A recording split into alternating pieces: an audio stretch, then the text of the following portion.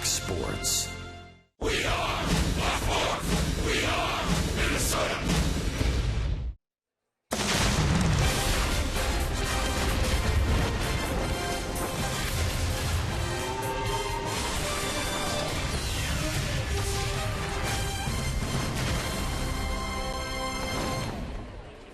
This Twins-A's series is brought to you by the all-new Chrysler 200, America's import. Overcast night at Target Field, where Twins and Twins fans hope the team will return to the win column in Game 3 of their series with the Oakland A's.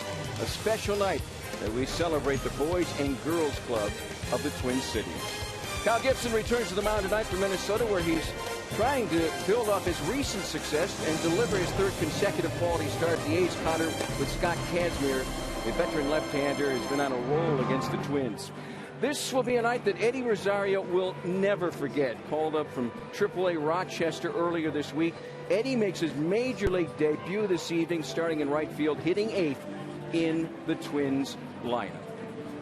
Welcome to Twins baseball on Fox Sports North. Yeah, a major league night ahead for Eddie Rosario, selected as the 10th best prospect by Baseball America. 23-year-old, born a month before the Twins won the 1991 World Series. Tim, can you imagine what is racing through his mind tonight? You know, Tom, we as little kids always dream about becoming Major League Baseball players, and today Eddie Rosario's dream comes true because he is a Major League player in a Minnesota Twins uniform making his Major League debut. So what is he? Well, he's excited, he's anxious, he's nervous, and he wants more than anything to be able to go out there and put his best foot forward. Most importantly, he wants this game to start. So let's go ahead and get this game started for him so he can go ahead and get rid of those butterflies and play baseball like he knows how to play. Let's head down to Jamie Hurst to find out a little bit more about Eddie Rosario. Jamie? Well, guys, he's pretty soft-spoken, but we did some digging, and here are three things you need to know about Eddie Rosario. The first thing is he's not only a great baseball player, he's also a pretty good basketball player as well, and a singer, too. He says he spends a lot of time doing both in the offseason. Another thing is he loves seafood. And finally, you might notice on the close-ups tonight that his eyebrow actually has two stripes shaved into it.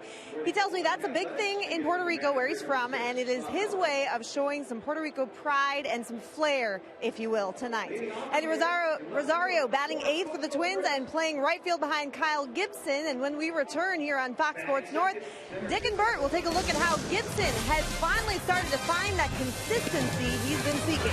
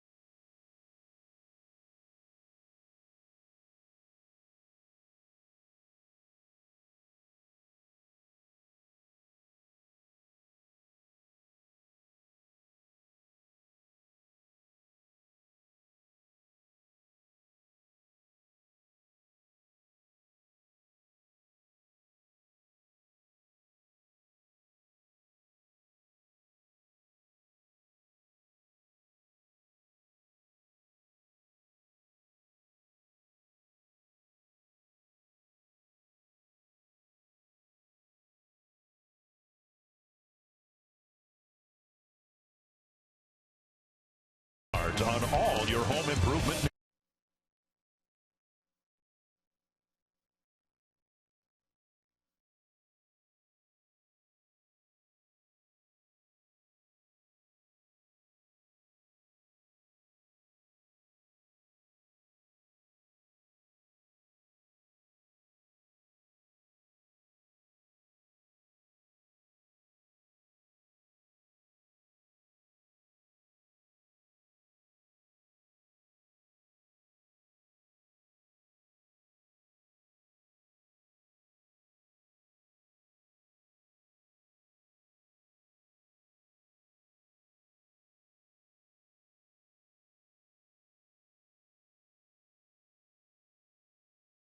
your home improvement needs.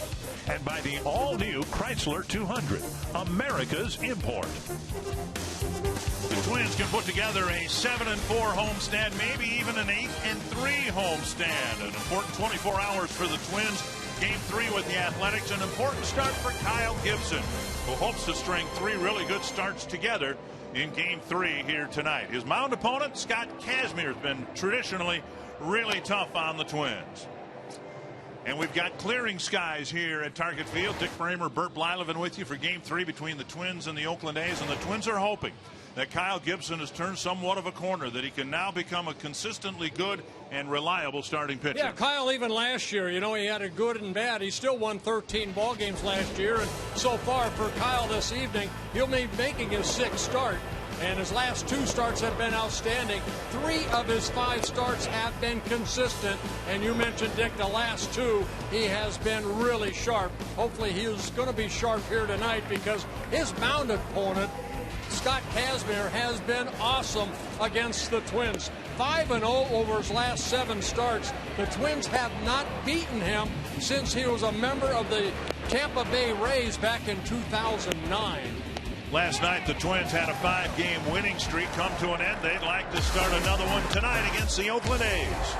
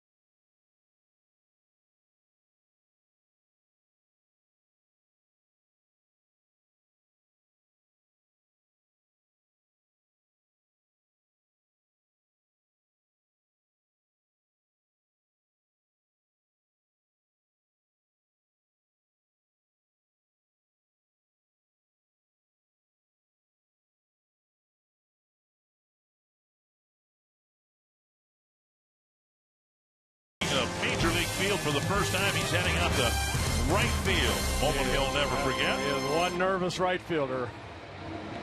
Bob Melvin hoping that last night's win, a low-scoring victory over the Twins, a 1-run win, their first in 8 one-run ball games, will pretend good things to come.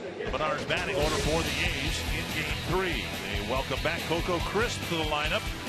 Then Billy Burns, Josh Reddick, Billy Butler, Stephen Vogt, Ike Davis, Brett Laurie, Marcus Semien, and Eric Sogard. And that'll be Kyle Gibson on the mound, making his 6th start. We showed you the numbers over his last 2 starts. 1-0, very good, 1.20 ERA. Only 2 runs allowed over his last 15 innings. This is his 2nd career start against the Oakland A's. Last year, actually in Oakland, he hooked up against Scott Kazmir and ended up losing that ball game 6-5. Northland Ford defense for the Twins. An outfield of Eduardo Escobar, Shane Robinson, and Eddie Rosario. Plouffe, Santana, Dozier, Maurer around the infield. Chris Herman getting the start for the Twins in tonight's game. Kurt Suzuki with awful numbers against Scott Kazmir. Rosario probably wants the first ball hit to him rather quickly rather than to sit out there and wait and wait and wait and wait. Coco Crisp just activated off the disabled list. He had right elbow surgery back in early April. Got a couple rehab stints, and he said he's ready to go. One strike to Crisp. Burns and Reddick will follow. In activating Crisp, the A's made somewhat of a surprising move. Craig Gentry, the veteran, was sent down, and Billy Burns, who's done very well since his call-up, stays with the club. In fact, he's in the lineup tonight with Coco Crisp. Check swing outside, 2-1. You know why? Because Burns has left a very good impression, and Gentry was struggling at the plate. So it's Burns that won the battle, really, on when Coco Crisp comes back, who would go down. 2-1. On the ground, right to Danny Santana. Over to Joe Mauer, one away. Clint Fagan with the plate. All four umpires will have a chance behind the plate. Tonight it's Fagan's opportunity. Mike Everett will have the plate tomorrow. Timmons, Tishner, the base umps. And just a reminder, the umpires rotate in clockwise fashion. So tomorrow Fagan will be at third base. Yeah, Fagan is a rookie called up from the minors.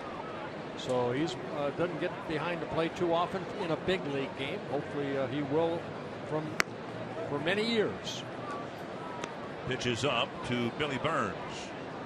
Hit out of the leadoff spot in game one. Doubled right away. Hit off the leadoff spot last night. Singled and scored. 7 hits and 19 at-bats in his rookie season. 2-0 from Gibson. Burns started the season with the A's, then optioned out on April 8th, and then recalled on May 2nd.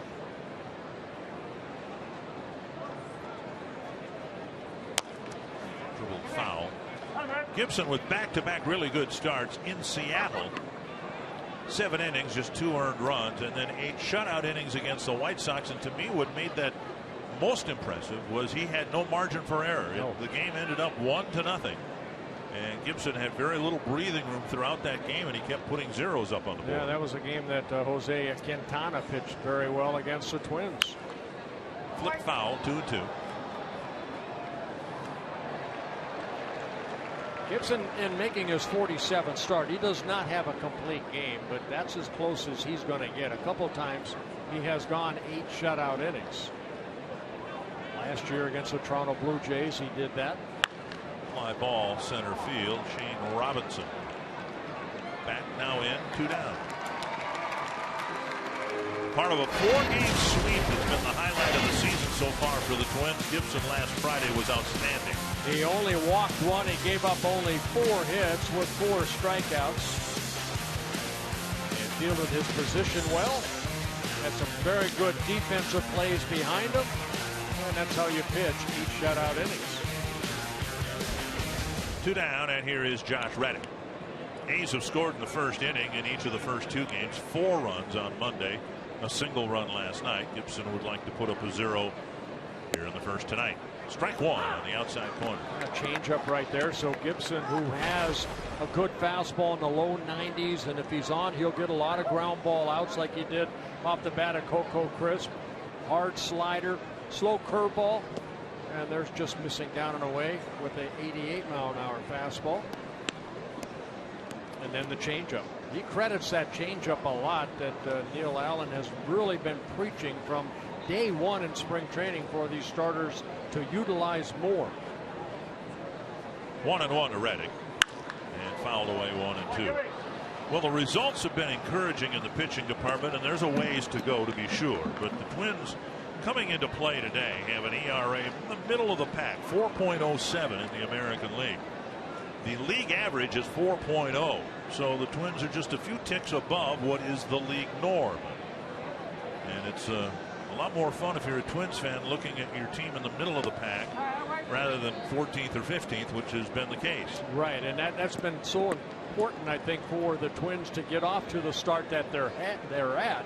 This is their 28th game. They are 14-13 on the year, 10-5 here at home. So that's a very good positive.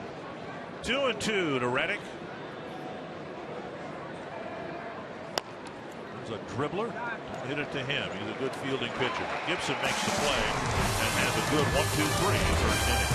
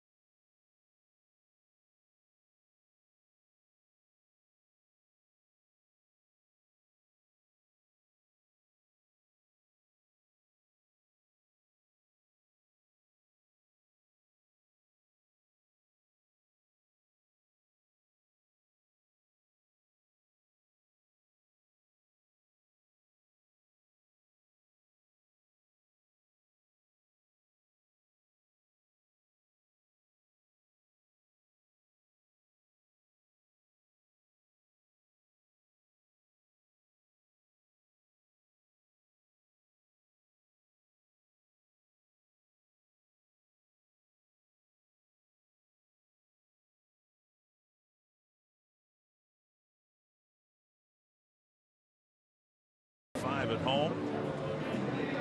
The Twins have a chance to put together their best homestand in several years if they can play well the next couple of ball games. The Menard batting order: Brian Dozier, Torrey Hunter, Joe Mauer, Trevor Plouffe, Eduardo Escobar, Chris Herman, Shane Robinson, Eddie Rosario, and Danny Santana. Got Kazmir on the mound. 2-0 on the year. Very good. 1.62 ERA, making his 6th start. All 5 previous starts have been quality starts. He's had success against the Twins, making his 14th start. 7 wins, only 4 losses. And Dozier, after the first pitch, a foul ball, 1 strike.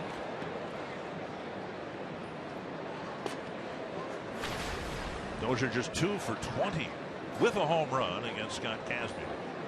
Kazmir has 4 very good pitches. There's a fastball that just misses outside. Good tight curveball, slider, and a very good changeup that he'll throw a lot to right-handed hitters. Right-handers hitting just 169 off of them coming into this ball game. Called strike, and it's 1-2. We'll go into his history, but Kazmir kind of resurrected his career over the last couple years. 15-game winner last year for the A's. Fly ball right center field. Trotting in is Reddick. There's that changeup right there. Had Dozier way out in front. 1 down. That'll bring up Hunter.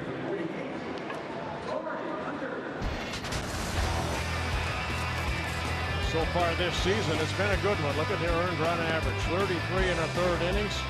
He's given up only 21 hits, 3 home runs, 10 walks, 36 strikeouts in the 33 1/3 innings. Here is Hunter. At the knees, a strike. He's got a very good opponent batting average of 178. Where he has really excelled is when there are men on base and in scoring position. He really has been stingy. 1-1.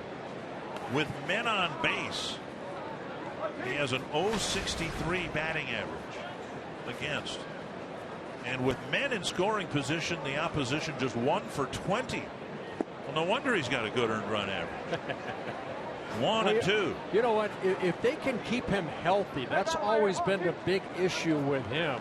You know, last year he was healthy. He pitched almost 200 innings. He won 15 ball games in 32 starts. But that has not always been his track record. Keep him healthy if they keep him at all. He's a free agent after this year. I'm talking about any clubs. He's been on the disabled list 8 times in his career. He was released back in 2011. was out of baseball, looking for a job in 2012, played independent ball and then winter ball. Runner strikes out, 2 down. Good changeup right there, picks up the strikeout. Bring up the first left-handed batter, Joe Mauer. Went for defense for Oakland. Crispin left, Burns in center, Reddick in right. Laurie and Semyon left side of the infield. Sogard Davis the right side. Both back behind the plate.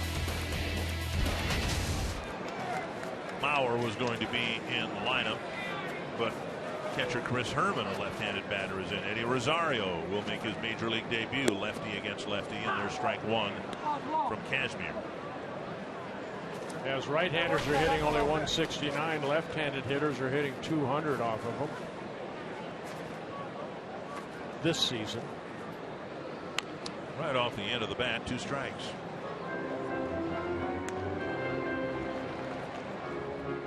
I mean, there's been so much talk going back to before spring training about Cole Hamels of the Phillies, and he's going to be traded.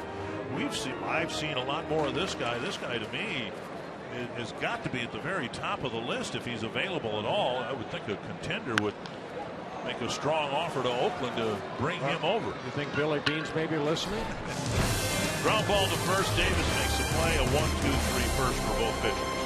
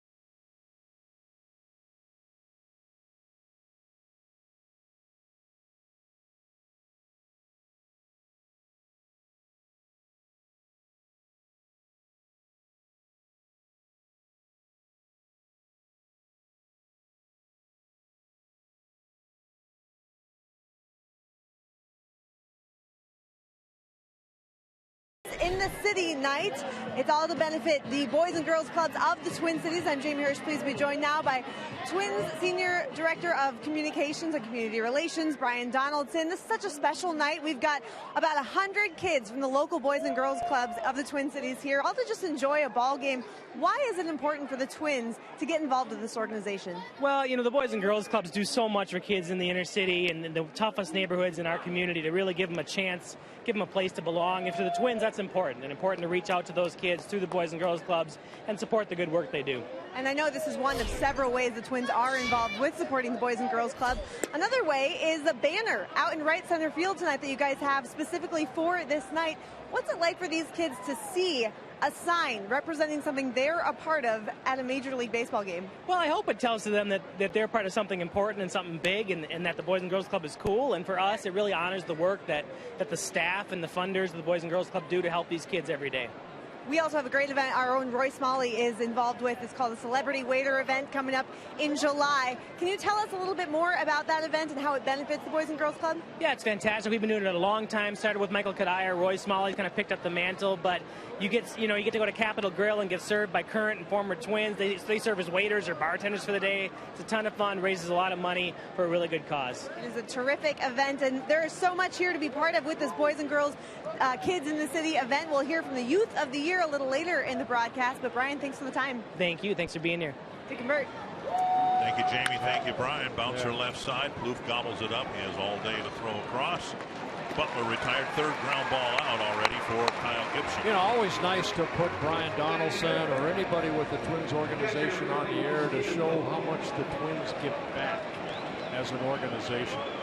People tend to think of the Twins as a seasonal enterprise, of course, because of the baseball season in the summertime, but there are so many people who work so hard year-round, including Brian, in community events. One down. Oh, by the way, I'm looking for. I'm going to be emceeing that celebrity waiter bash at the Capitol Grill again later this year. Very nice. I've offered to wait tables, and they don't want me anywhere near the food and delivering it to the customer. I could see that. People do want to enjoy their dinner. Yeah, I know. Stephen Vogt with a 2-0 count.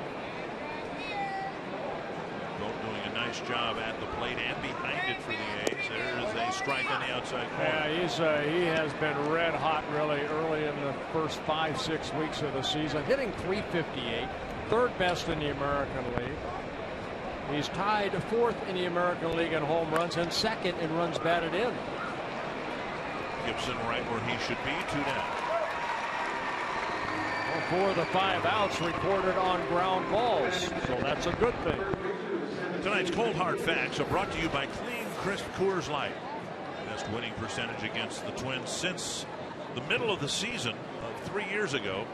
The Oakland A's have had a lot of fun at the Twins' expense, winning 6 of the 7 games last year. You know, when I first saw that chart, I thought the Yankees, because you know the Twins historically have always played poorly against the Yankees, but it's the Oakland A's. 2 down. Here's Ike Davis, and there is strike 1. It's funny how the game changes, because also on that list a little bit further down were the Kansas City Royals, and the Twins basically owned them for a handful of years. Now it's the Royals. Here and in Kansas City. Awkward swing by Davis. And Gibson gets ahead of Davis quickly. 0-2. That's that changeup right there, and I think what we're seeing is a young man starting to really believe in that changeup so much more than just throwing fastballs. He's becoming a young pitcher. Tim Laudner, I thought, had a great breakdown of Gibson's arm release last year compared to this year. A little more taller over the rubber, and that ball just got away from him. But trying to create that good downward plane. Now Gibson at 6'6", he can utilize that frame by staying right on top of that baseball and then working out front. That's a little snap at the end. That's where you want it. And get out front, and that plane, what you want to do is create an angle toward that catcher's glove. 1-2 to Ike Davis. And fights off a fastball. You know, you all have, I know hitters, they get up there and they tell themselves little things, you know, stay back, keep my hands back, whatever. But pitchers, I always found myself saying 3 things: stay back, stay tall, work out front. And that's almost the thing for every pitcher. Stay back, meaning stay back over the pitching rubber, stay tall, and then release out front. And that's a good breaking ball, just down and in. 2-2. Stay back, let your arm catch up to your legs, and then out front, and then create that downward plane. Just like that. Tapper foul. Twins a game above the 500 mark. And there have been strides made in the pitching department, but where they need to get to that next level and start contending again is to be able to rely on Gibson every 5th day. Not just Gibson, all the guys. You know, it's one thing to step up and have a game like he did against the White Sox, 4 hits, all singles, 8 shutout innings, but you want to get to the point where you not expect that, but something similar to that every time out. Full count to Ike Davis, and he took ball 4. That was a good plate appearance by Davis as he coaxes a walk from Gibson. Yeah, Kyle just missing with that changeup, kind of floated outside. His first walk.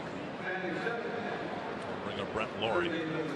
Take your family to the ballpark this summer in the Minnesota Twins Our Family section, presented by Fox Sports North. Tickets in the alcohol-free section start at just $10. Include a free Schweigert hot dog and Pepsi. For ticket information, visit foxsportsnorth.com. Click on upcoming events on the Hot Topics bar. Here's Brett Laurie. Drove in what turned out to be the game-winning run last night with an opposite field single. Popped up. Mauer near the railing. Has no play. One strike. Oh, Mauer. Well, That actually, Mauer got up. Mauer actually caught it. That Mauer. Not that Mauer. The other Mauer. Mauer's all over the stadium.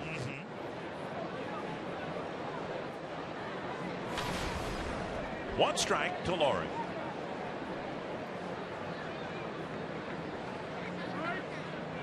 Laurie coming in a trade from the Toronto Blue Jays over the winter when the A's traded Josh Donaldson to Toronto.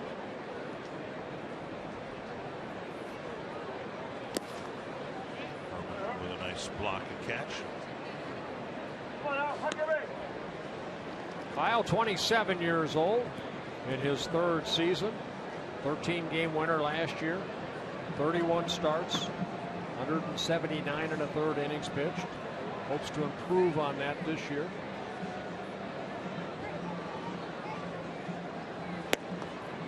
Taken low, and it's 2-1.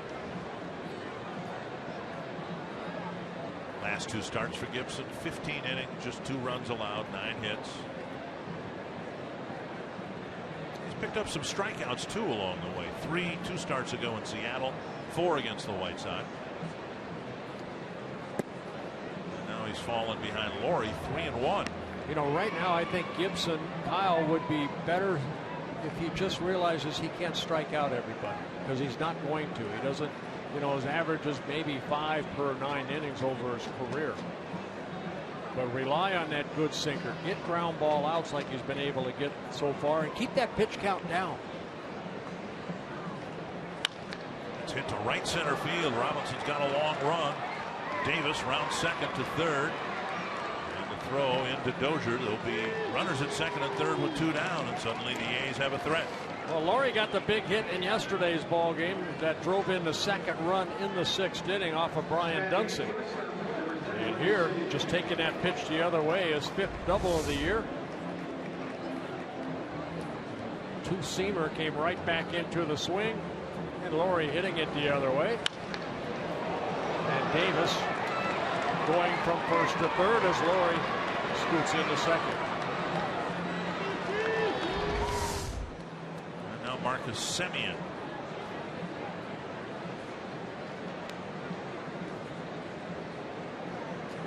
Swing and a foul, 1 strike.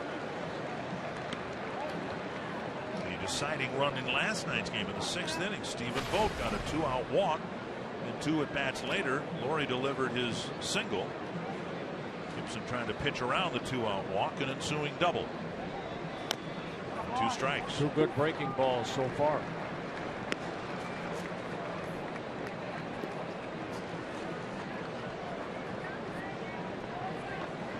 Semien getting a chance to play here in Oakland. He has not missed an inning at shortstop, has been in every game.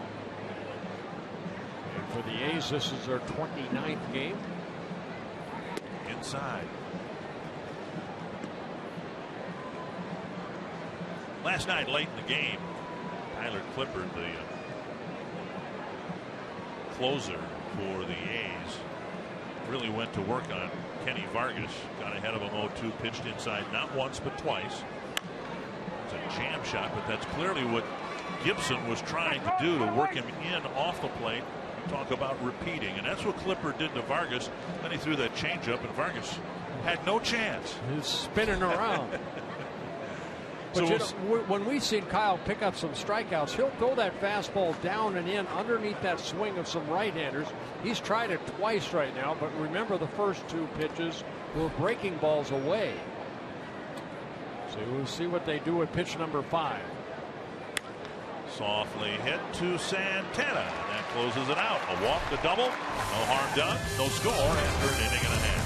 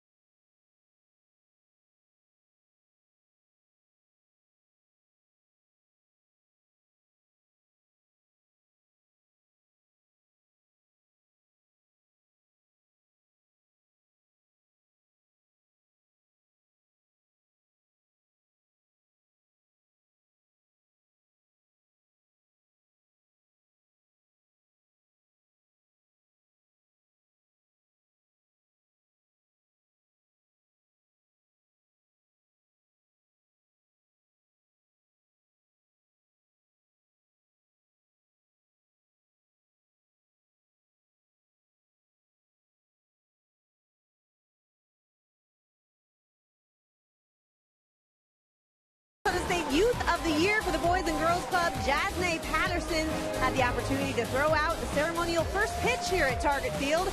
I am here with Ms. Youth of the Year for the state of Minnesota now, Jasne. Thanks for being here tonight. Were you a little nervous to throw out that first pitch? Just a little bit. Well, you did fine, so it didn't, your nerves didn't come across, right? Okay. Tell me a little bit more about this Youth of the Year. That's a great honor for you with the Boys and Girls Club. What did you do to earn that honor? Well, it starts off with becoming Member of the Month. After you become Member of the Month, it's pretty much leadership, showing leadership throughout the club to the younger ones. Once you become it, you have the opportunity to be able to run for Youth of the Year, and it's pretty much, it's like running for college money, pretty much. You write 3 essays, you have to have 3 recommendation letters, and create a speech to present in front of the judges. And you must have been up against a lot of other talented kids around the area. So what does it mean to you to be able to get this honor? I feel really, really honored just because the stories that I heard were amazing. And I think personally that's the best part about running is listening to their stories. So. You mentioned getting money to help you with college. I know you're a junior in high school. What does the future hold for you? What are your plans? I plan to actually go to the University of Minnesota, Twin Cities. I want to double major in youth studies and child psychology and minor in social justice and law. So, well, that sounds great. Congratulations on the honor and enjoy the game tonight. Thank you. Minnesota's Youth of the Year for the Boys and Girls Club here on Kids in the City night. Yeah, congratulations, Dasme. Wow. Thank you, Jamie. On the first pitch, Trevor Plouffe fouled out on the first pitch of the second inning, and then a good 2-strike approach by Escobar, delivering the first Twins hit to right field. Chris Herman will bat. But again, this is where Kazmier's been so tough with men on base. Opponent batting average of just .063. He's one of these left-handers that'll kind of slow down your running game. Get up the middle. Nice stop by Semien. And they'll get 1 but not 2. That ball hit the mound and had to have some extra topspin, but Semien stayed with it to make the play. Yeah, a little backhanded flip over to Sogard, but thought this ball might find a chance to get up the middle, but Semien getting that short hop and then flipping it. And Herman hustling down that line to stay out of the double play. More and more of that, you know, I mean, just utilizing your glove almost like a hand. Nice defensive play. And you watch them during batting practice and infield practice, they practice that. He's making flips and tosses. Robinson, like I think everybody else, has gone after the first pitch, and he fouls it back. Shane Robinson getting the start in center field. Jordan Schaefer's scuffled a bit against lefties. Robinson getting a chance to start.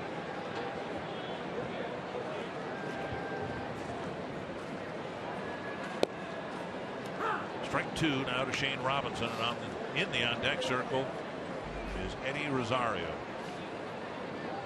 Shane's done a good job, you know, a little time that he has played. 16 hits in 46 at-bats.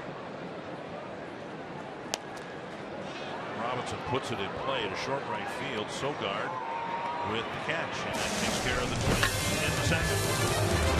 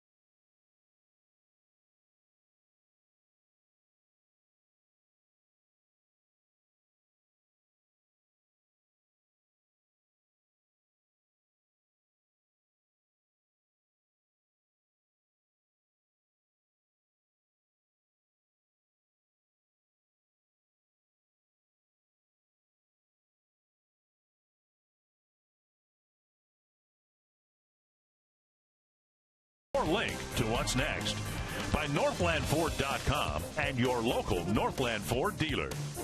And by Grand Casino. The best stories start here. Turned into quite a pleasant evening here. There was some rain late this afternoon. We weren't sure exactly what we were going to have tonight. We're less sure what we're going to have tomorrow. We are not televising the game tomorrow, but they are wrapping up the series at noon here, and the weather forecast isn't the best, shall we say. Hopefully they can get that in as we can get this one in, and the Twins win. Eric Sogard will lead off the third. On the outside corner with a strike. Now that was a fastball, but what I've seen from Gibson, and I saw a lot of it last night from Trevor May, and I think this bodes well down the road. Strike. Both pitchers, and maybe this just comes with a little more time on the mound, but they're mixing up pitches, and in the count and getting ahead of hitters. May didn't complete 6 innings, but I thought he did a really good job of mixing up his arsenal of pitches and was very unpredictable, as Gibson's been here tonight. Yeah, that fastball was 90 for strike one. The next pitch was 81, and that one was 92. So you can see 62% fastball so far. Mixing in the breaking ball and the changeup. And that comes with mound time. 2-2. Sogard, Crisp, and Burns here in the Oakland third inning. Pulled down the line, foul.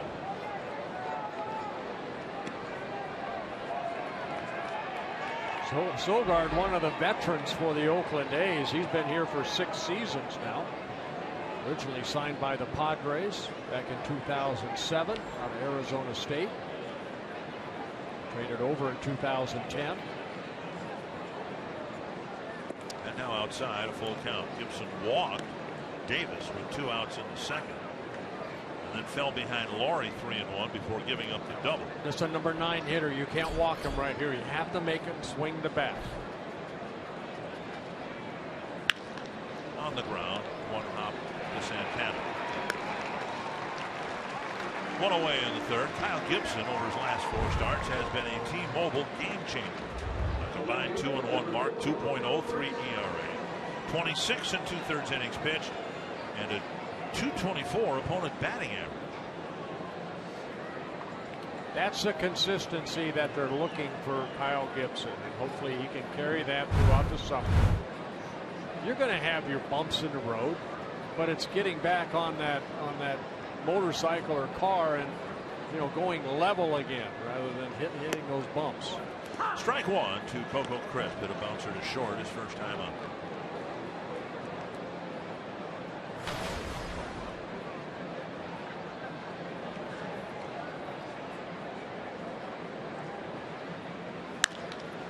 Right side. Another ground ball out, 2 down.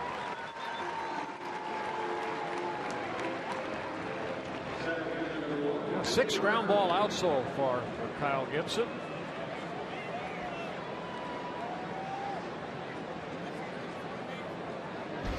Bring up Billy Burns with 2 outs. Well, we showed you this before. Since 2014, the difference between a good outing and a bad outing is he wants more of the good ones. And Gibson, good inning. 3 ground ball outs, and the Twins are off the field. We're about to see the major league debut of Eddie Rosario.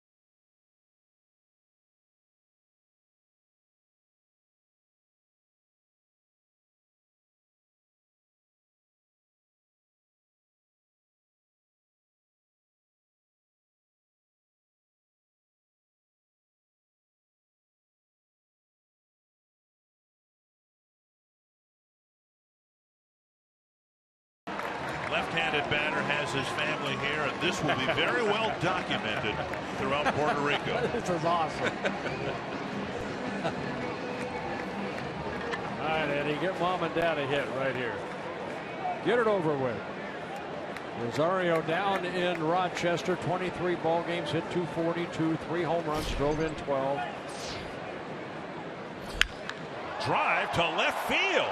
This is back. This is gone. Unbelievable.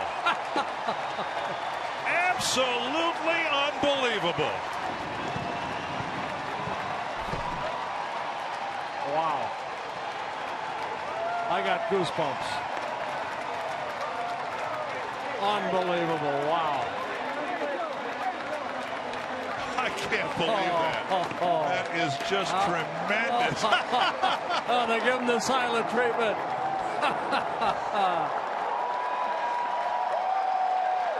How about a curtain call? Talk about making a splash in your major league debut on the first pitch. There it is.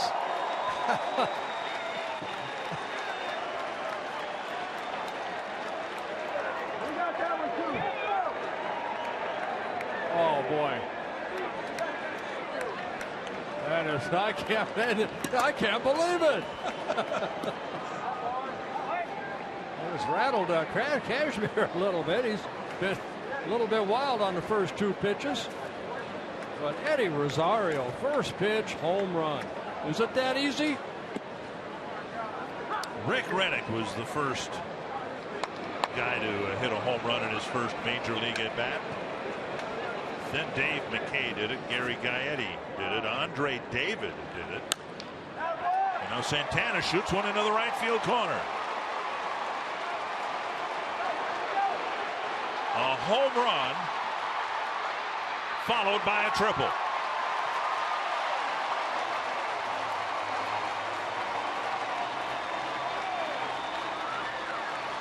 And the Twins start the 3rd inning with a flare. First triple of the year for Santana. Reddick maybe bobbling that ball in that corner. We can't quite see him from our booth here, but Santana and his speed makes it all the way over to 3rd. What we just saw from Rosario, it's a rarity, obviously, a home run in your first at bat. It's never happened in Twins history that a batter has hit a home run in his first at bat on the first pitch he sees. Infield in now for Dozier. He hit a fly ball to right his first time up. Yeah, that home run measured at 400 feet.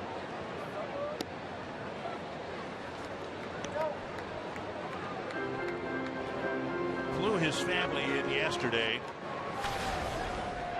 In the event he got in last night, the wait quite well worth it. Outside, I'd say so. I've never seen that before. Somebody did it against the Twins, Cliff Richard or somebody for the Cardinals a long time ago in the Metrodome on the first pitch. Hit it over the center field fence. Just a foul. I can honestly say I've done that a couple of times standing on the mound. I know one, Jay Bell. First pitch. Pitching for the Twins, first pitch. Mike Hargrove was a AAA manager down in Columbus for the Indians. He said, Jay, if you get up, look for a high fastball, and I threw it to him, and he hit it out. And to the opposite field, too. Yeah. Oh, Volk really got stung by that foul tip. He's going to try to walk it off.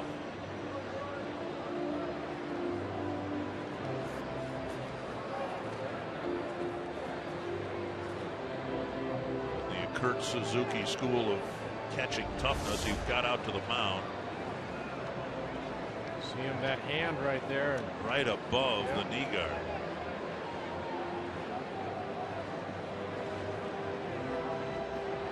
Again, we have seen, a lot of catchers putting that hand in that spot right there rather than behind them. Now, hit more of the thigh area, it looks like, than maybe the hand. But your fingers are exposed right there to foul balls. They're animals back there.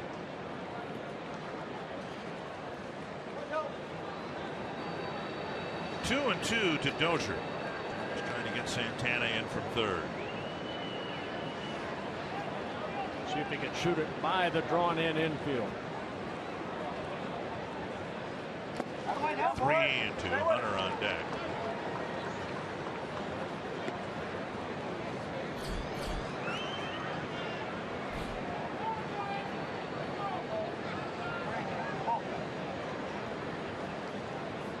Kazmir, a strikeout pitcher. He's averaged almost over 8 strikeouts per 9 innings in his career. Tapper up the line, an off-speed pitch, and Dozier hung with it.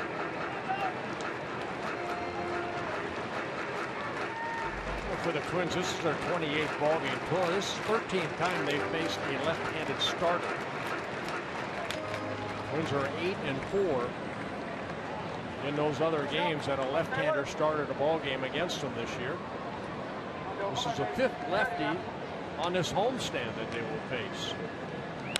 Dozier fights another one off, and it's not like they've been, facing soft tossing, pitch to contact Mark Burley type of left-handers. It's been David Price twice, Chris Sale twice, Danny Duffy, some of the nastiest left-handers in the league. Quintana pitched a very good ball game, even though he lost 1-0 to Kyle Gibson. John Danks, the other lefty.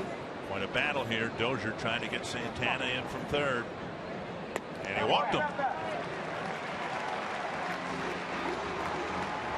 Take a look at this again. The first pitch ever thrown to Eddie Rosario. Fastball away. Paul Molitor, in describing Rosario, and Paul saw him play a lot in the minor leagues. Of course, everybody was watching him last year in the Arizona Fall League. But Paul Molitor summed him up by saying he likes the moment. He likes to be in the moment. Well, what a moment.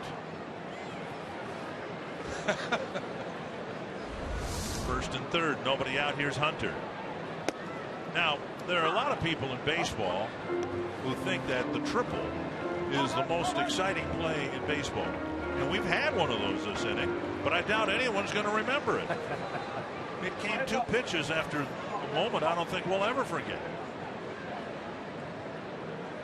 Outside, and it's 1-1.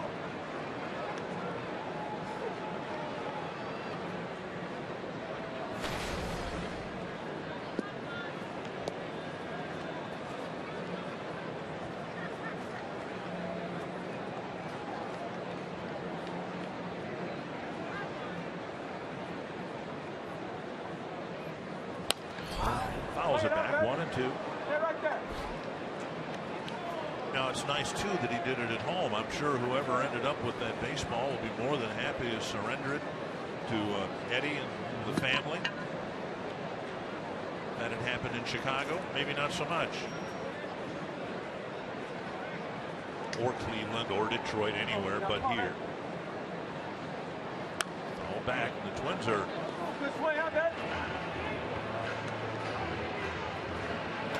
That's a young man that had that baseball, and he's negotiating. Come on, I want a Dick Bramer autographed baseball.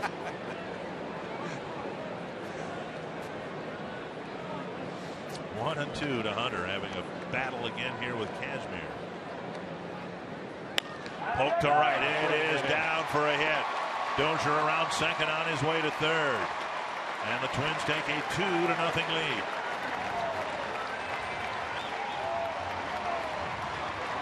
Good at bat by Torrey Hunter. Let's go to Jamie Hirsch, who has some very special people. And some very excited people. I'm with Eddie Rosario's family. Eddie Rosario Sr., his father, is with me. What a moment. Can you describe what that was like for you? Wow, right now, man, it's a feeling. It's something special. I didn't imagine a home run and first at bat. I just wanted to hit and play a good baseball how the baseball's supposed to play. Not a home run. Right now, I think I'm the happiest father in this world right now. So, wow, it's a feeling. It's a beautiful feeling. It's a beautiful feeling right now. And a beautiful...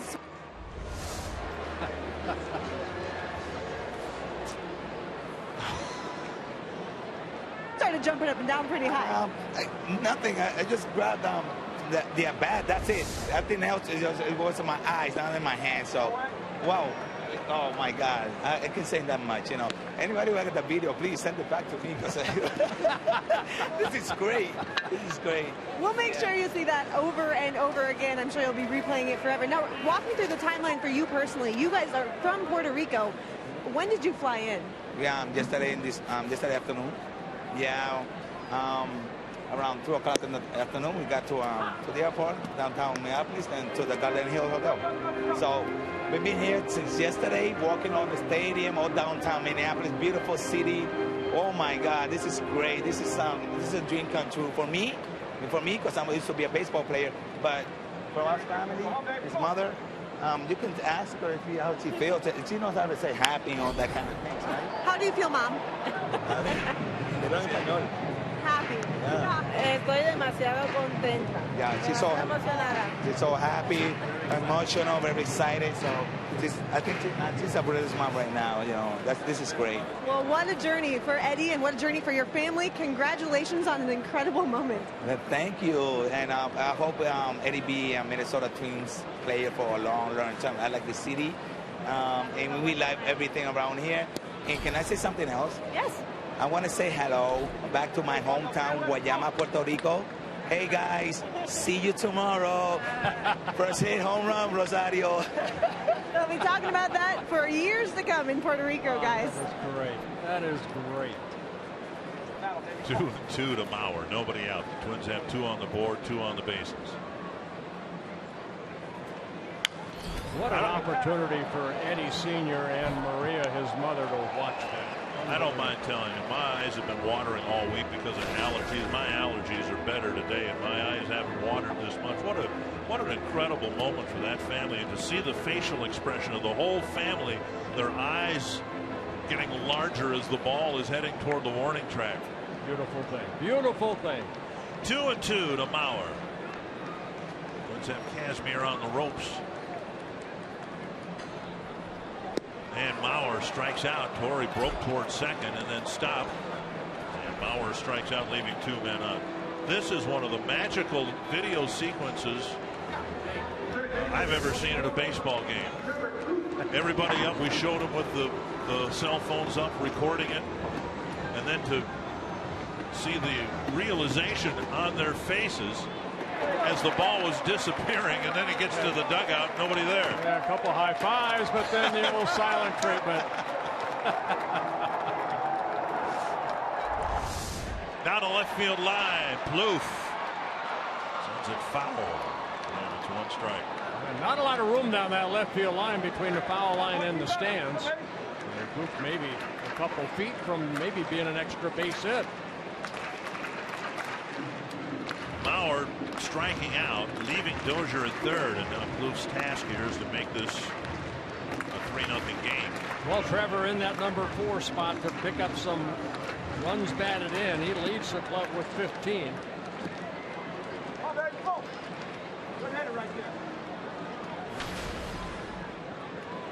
Pretty good numbers against Scott Kazmir. And now down and in, 1-1.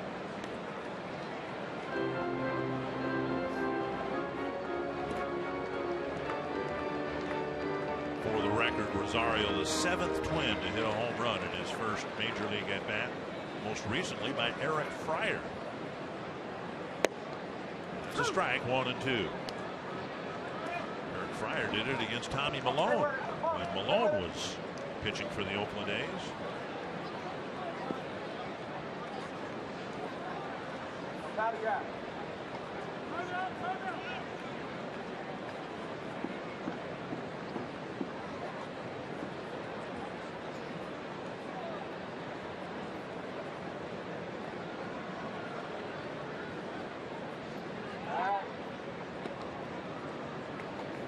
Back to the bag. Dozier bluffed down the third baseline.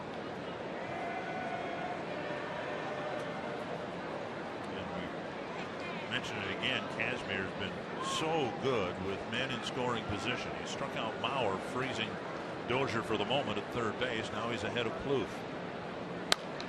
Foul. Plouffe has actually hit Kazmir very well.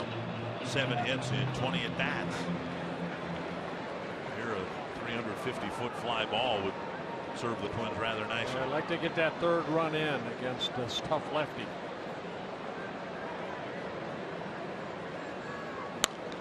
Another one foul.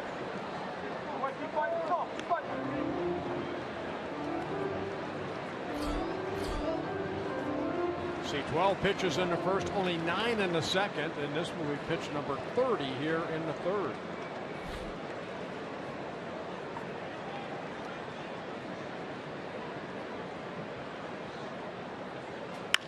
Base hit left field. Big at bat. A big hit for Trevor Plouffe. And the Twins go up 3-0. Just got a sense, didn't you, with the 2-strike fouls that Plouffe was putting together a good at bat, and he got a good payoff at the end. You know, there are some pitchers that even know how good they are or whatever, certain hitters hit them well. And Trevor, we showed you the number 7 for 20. Got a pitch middle in, and Trevor just hitting it into left field, picking up his 16th RBI, and it's a 3-0 lead. He took something off that breaking ball, and it kind of hung a little bit. And that ball flattened out, and Trevor driving in Dozier for the third run of the inning. And Torrey stopping at second base. Here's Escobar, up and away, ball 1. Escobar got the first Twins hit. Fell behind 1 and 2. And lined a single to right field.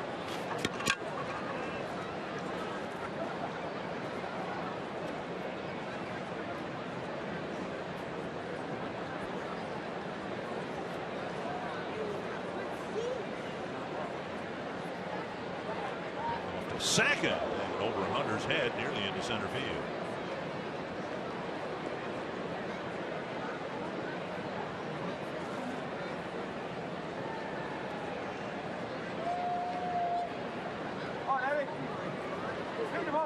Kazmir laboring, still maybe shell-shocked after what we all saw in the inning's first pitch.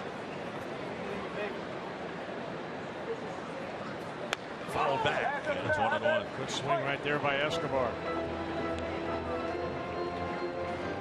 Kazmir, 31 years old, originally the New York Mets #1 pick back in 2002. Cypress Falls High School out of Houston, Texas. Came up with the Rays. Spent 6 seasons there with the Angels, Indians. Now in his second season in Oakland. Stopped by Vogt. Hunter will try to advance, and he's in there. Just ahead of Vogt's throw. So now another runner at third with 1 out. Should be a wild pitch right there. Charge to Kazmir. A breaking ball. Vogt knocking it down. You see a ball landing in front of home plate. Torrey got a good read. Feet first slide right into the bag and to the foot. Yeah.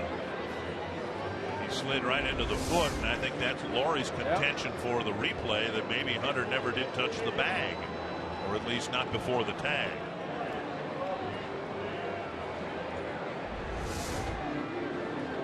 Laurie right there, keeping that foot in front of the bag. You can't tell whether Torrey's toe is engaged with the base. And I'm guessing, well, they're not going to bother appealing, I think, because of that. Yeah.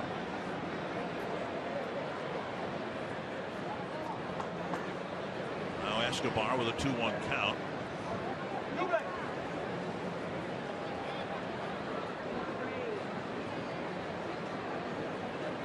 Had a lot of run scoring in the third innings in this homestand.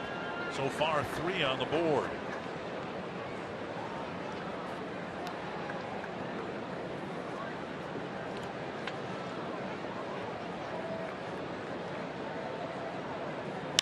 To right center field, chasing it is Burns, leaps and makes the catch on the warning track. Plouffe will retreat to first. Hunter advances from third, and it's 4-0. And Escobar picking up his 6th run batted in. Burns had to go a long way for that, and over the shoulder catch. Looked like he leaped up at the last second to get that ball in the glove as Torrey scores the 4th run of the inning. And now Chris Herman will bat. Nice defensive play by the speedy center fielder.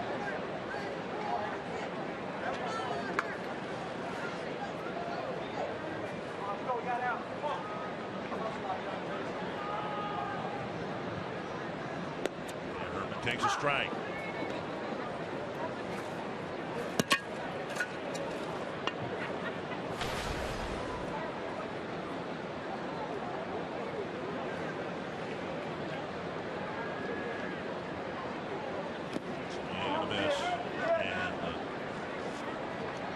Top hand comes off the bat as Herman swings through, strike 2.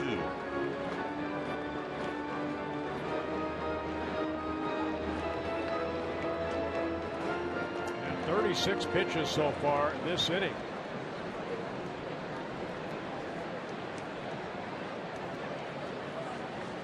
And Herman strikes out.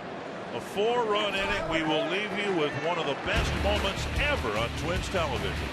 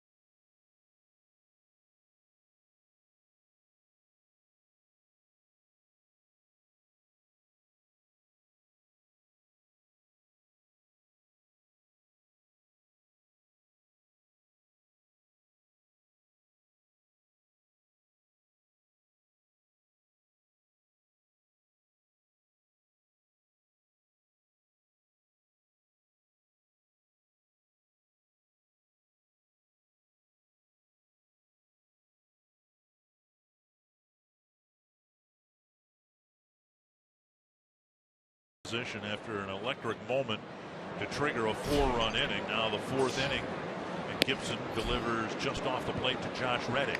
Let me correct myself. I do that from time to time, but I did not mean to suggest that Eric Fryer hit a home run in his first major league at bat. He'd had some at bats with the Pirates before he came to the Twins. He homered against Tommy Malone in his first Twin at bat. The last guy to do it, the last Twin to do it in his first major league at bat was Luke Hughes. There's a strike on the outside corner. Luke Hughes from down under Australia. 2-1 to Reddick. Gibson 7 ground ball outs, only 1 fly ball out. Robinson won't get it and plays the carom nicely. It's a double for Reddick and a leadoff double in the 4th. Let's find out more about Eddie Rosario from Jamie Hirsch. Well, guys, now that we know what kind of power Eddie Rosario has, here are 3 other things you need to know about him. He's also a great basketball player and a singer, and he tells me he spends a lot of time doing both in the off-season. He loves seafood. That's his favorite type of food. And the 3rd thing, when he's in the batter's box a little longer, maybe next time, you can notice his eyebrow has 2 stripes shaved through it. He says that's a big thing in Puerto Rico, and it is his way of showing his Puerto Rican pride and some flair along with it. Lots to like about this guy, and just a few things to know about him as well. Billy Butler takes up high. Thank you, Jamie. Butler with a bouncer to third his first time up. The A's have 2 doubles. He's gotten almost all of his outs on ground balls. We'll see what he can get done here with Butler. There's a ground ball. Runner will advance. as Butler out, Reddick to third.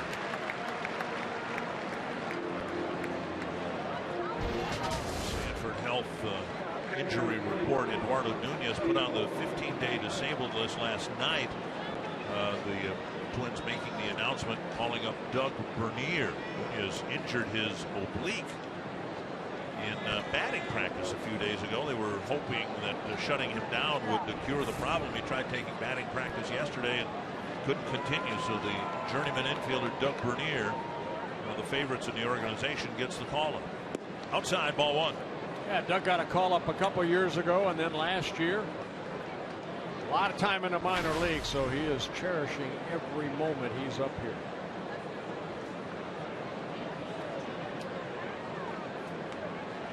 And now 2-0.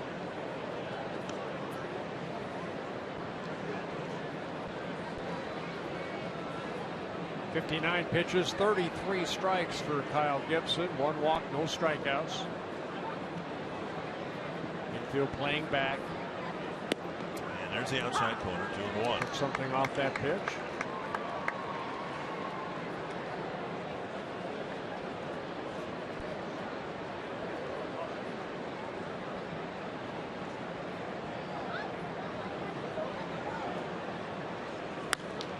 Foul. Well, this is one of those situations we've seen Gibson pick up a few strikeouts.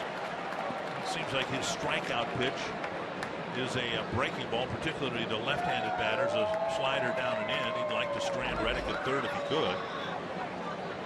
Yeah, both 25 runs batted in, one behind Nelson Cruz for the American League lead. Got a grand slam here the other night. Had a career high 5 runs batted in a couple nights ago. And there it was, down and in, but both took it. Full count, Davis on deck.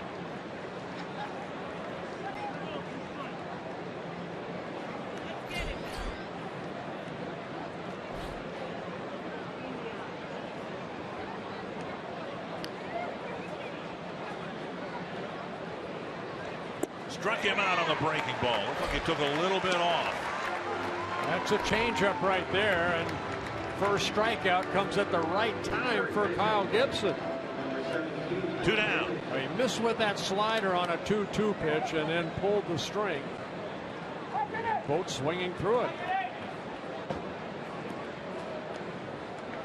It's only a big strikeout if you get this guy out. Right. And Davis walked after a prolonged at-bat plate appearance with Kyle Gibson. Swing and a miss. Another changeup.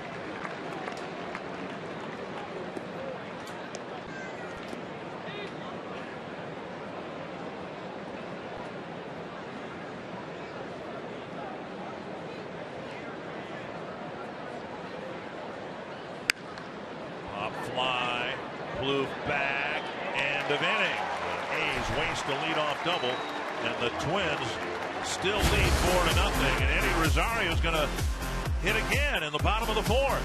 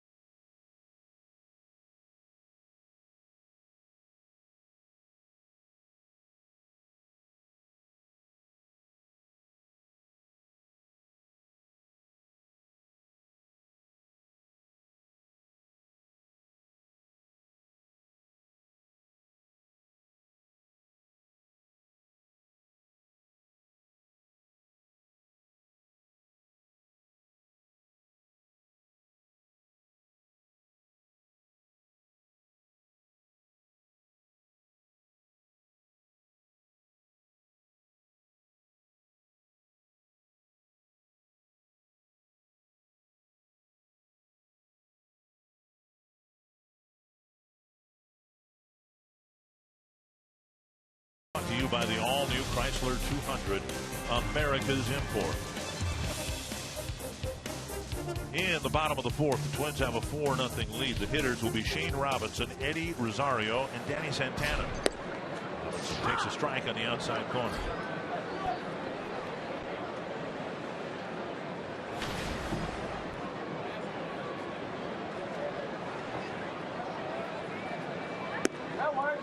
In advance of Rosario's at bat, he's in the on-deck circle. The major league debut last night of Carlos Perez of the Angels. He had a walk-off home run in his first major league game. This one laced to right center field. Robinson's aboard with a leadoff single, and here comes Eddie Rosario.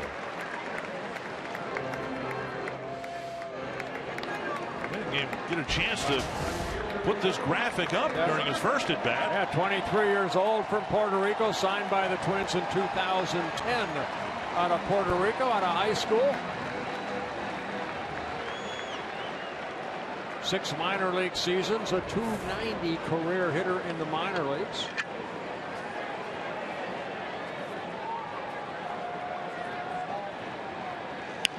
And he goes after the first pitch. It was another fastball. Give Kazmir credit. He came right back at him with a fastball that was up. Yeah, ball was middle in a little bit. The other one that he hit was out over the plate, and boy, did he put a swing on it.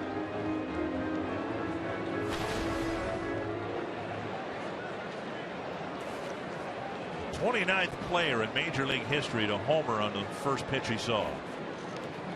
Vogt with a block, 1-1. Nice block by Vogt on that breaking ball down. The 6th Twin to homer in his first Major League at bat. Rick Rennick, Dave McKay, Gary Gaetti, Andre David, and Luke Hughes.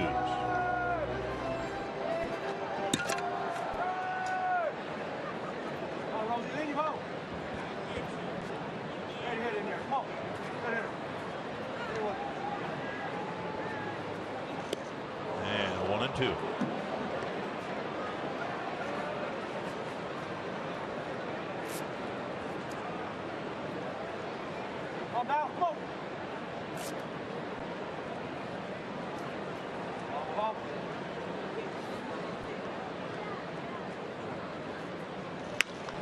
Roll to the left side. Out at second. And out at first. A double play. Robinson retired at second. Rosario at first. They may look at this. Paul Molitor's up at the top step of the dugout. Rosario staying near first base, so he must think he beat it out. It was a nice quick turn by Laurie over to Sogard. Ooh. Ball's considered caught by the first baseman when it hits the back of the glove, and I don't think Rosario got his foot on the bag. Ball's caught there, and Rosario's front part of his foot is just descending on the bag. And they will call it a double play.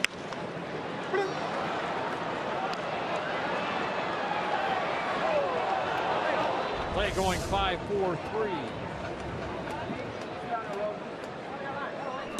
And now Danny Santana, who tripled into the right field corner. And he sends a fly ball to right. Reddick coming in. And Kazmir faces just 3 men in the fourth.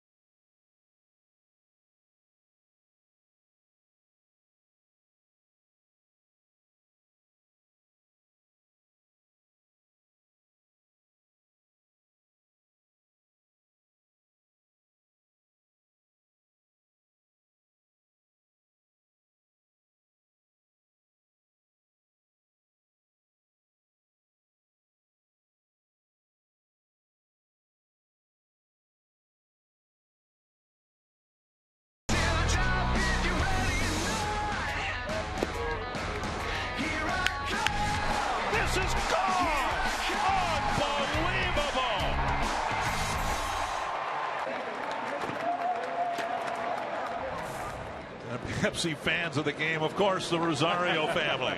I'm sorry, I got to circle them too. There they go. You are here by Circle family. What a moment for the family with Eddie Jr. homering in the first pitch he sees in the big leagues. Strike one to Brett Lawrie. Marcus Semien, Eric Sogard will follow. Kyle Gibson enjoying a 4-run lead.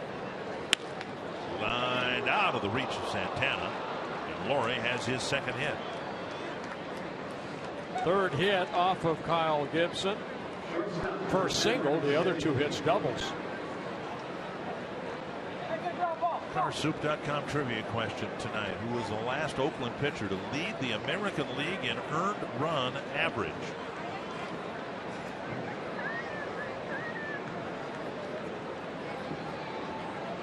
Kazmir third coming into play today.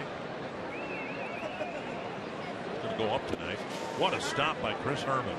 The ball landed, I think, on the front edge of the left-handed batter's box, and he was able to, I think, actually catch it.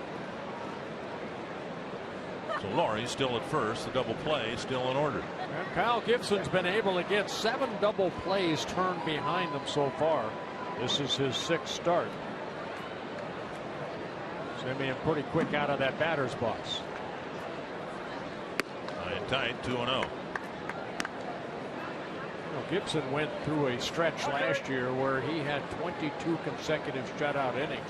Right now, going back 2 starts ago, he's right at 15 consecutive shutout innings. Falling behind Semien. Now 3-0. Sogard on deck.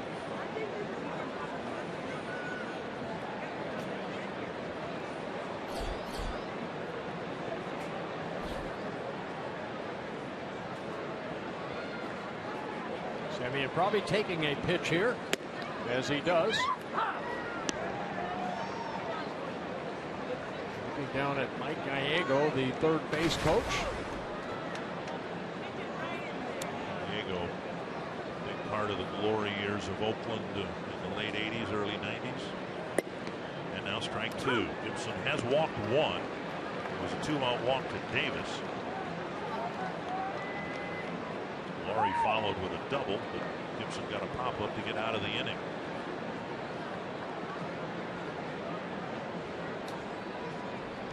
Three and 2. We'll keep an eye on Lawrie. Stays put and pitch inside. Bounced foul.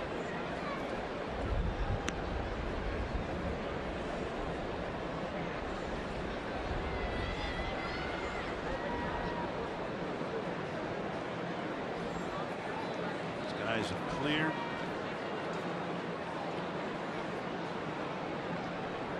A memorable start to this game. Hit pulled through the hole to left. The A's are trying to make life difficult for Kyle Gibson. First and second, nobody out for Eric Sogard. Join us tomorrow, Lee County Day. The Twins taking on the Oakland A's, and the first 10,000 fans receive Twins flip-flops courtesy of the beaches of Fort Myers and Sanibel. They come in 4 sizes: small, medium, large, and XL. Go to twinsbaseball.com. Tickets to get your tickets today. You wear flip-flops even though no, you've got 6 toes, don't you? On each foot? I have the ugliest toes. I would not. You wouldn't wear flip-flops? No. How about yourself? Yeah, I wear them down in Florida. It's a little silly wearing them in Minnesota in January. Come on the Caravan. Let's go. Down and away, ball 1. Gibson pitched around a leadoff double in the 4th, and now a pair of singles have greeted him here in the 5th. Pitch count up to 75. Sogard is he's hit into 3 double plays. Strike called, 1-1.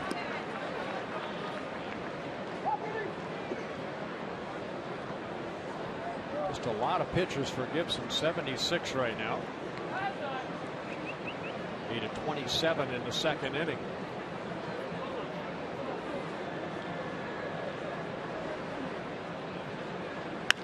Fly ball.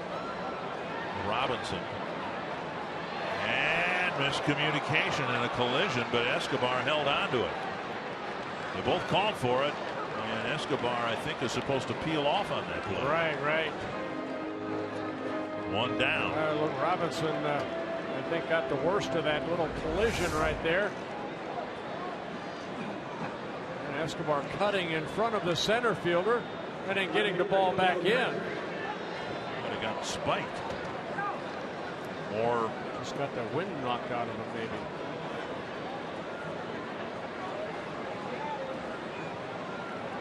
Yeah. Come on, man. It's the center fielder's ball. You have to hear me. One down, and here's Coco Crisp. Crisp with a couple of ground balls, one to short, one to second.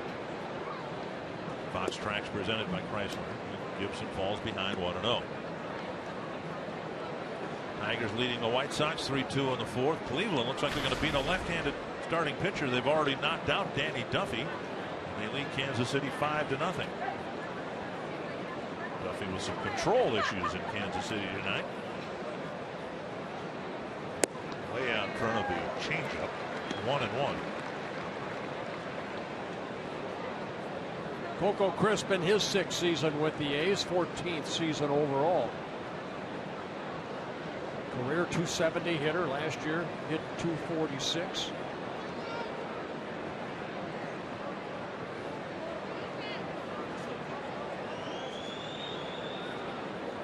Tap foul. 1-2.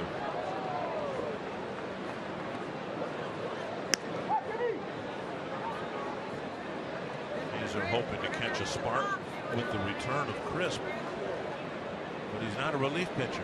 It's been the biggest sore spot for the A's. They've had a very leaky bullpen.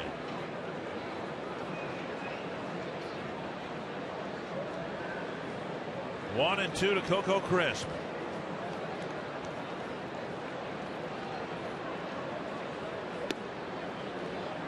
And that slider down and in, missing.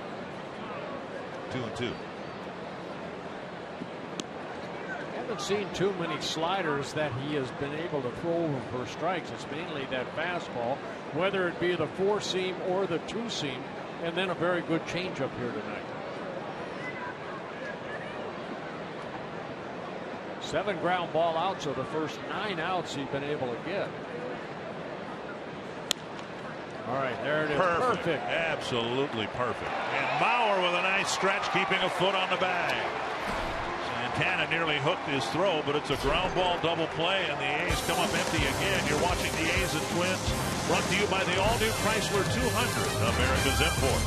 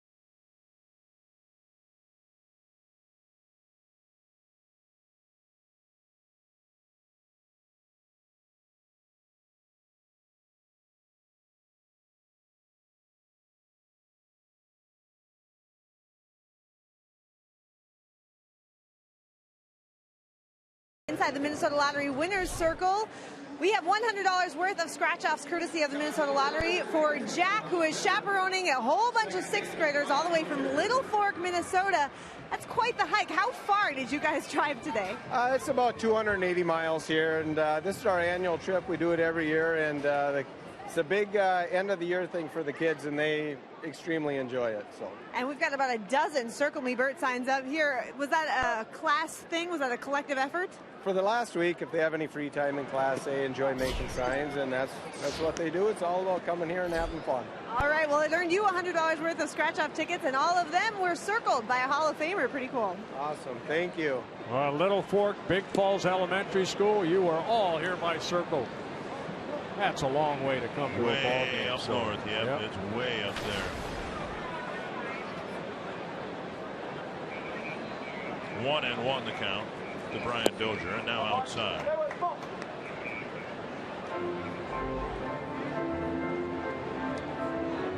Just south of International Falls, a little bit west of Ray, Minnesota. Up in the coal country. Hey, fishing openers coming up on Saturday. I guess the ice is out all over Minnesota. That's always nice. Wish everybody a safe and a successful fishing opener on Saturday. This one line right center field. Reddick coming in. Leaping catch. He made it. One away. Reddick really strong out in right field. Made a nice play for the first out. That'll bring up Hunter. Put down the yard tool. Pick up your glove. Check out the Weekend Warrior ticket package. You can get all Friday, all Saturday, or all Sunday home games. Become a Twins season ticket holder today and get your ticket to summer. Call 800-33-TWINS. Visit twinsbaseball.com/weekendwarrior for more info or to place a deposit. Yeah, you're right. Reddick made a nice play. Former Gold Glove winner back in 2012. Strike one to Torrey Hunter. Singled in a run, scored a run in the third. Struck out in the first inning.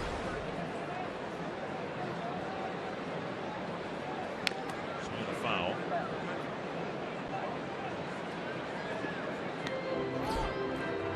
Torrey with 14 runs batted in. Dozier has 14. Mauer has 13. Plouffe has 16 now.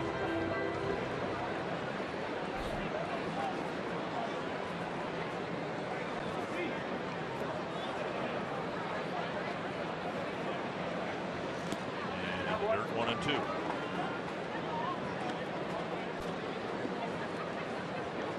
Kazmir's pitch count up to now 74.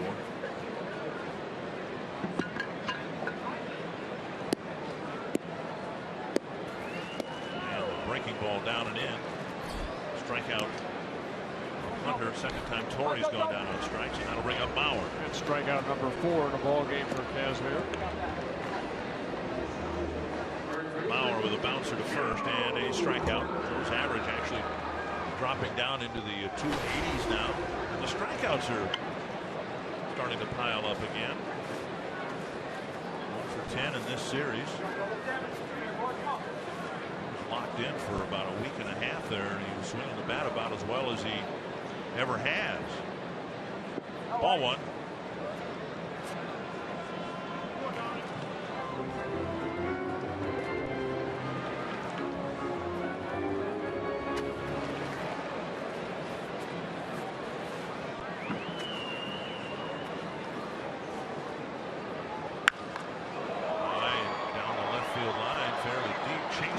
Crisp. Play. 1-1. Hey, I don't suspect he's watching, but I think it's notable. We should acknowledge Willie Mays' 84th birthday today. A Hall of Famer, one of the best baseball players I ever saw. Might have been the best I ever saw. Happy birthday, Willie. For Mr. Mays. 1-1 to Mauer. And now 2-1.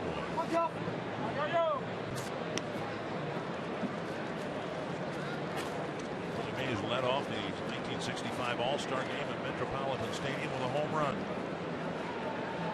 Pretty good lineup with Willie Mays as your leadoff man. Tap to the right side. Kazmir with a 1-2-3 fifth inning. You're watching the A's and Twins, brought to you by the all-new Chrysler 200, America's import.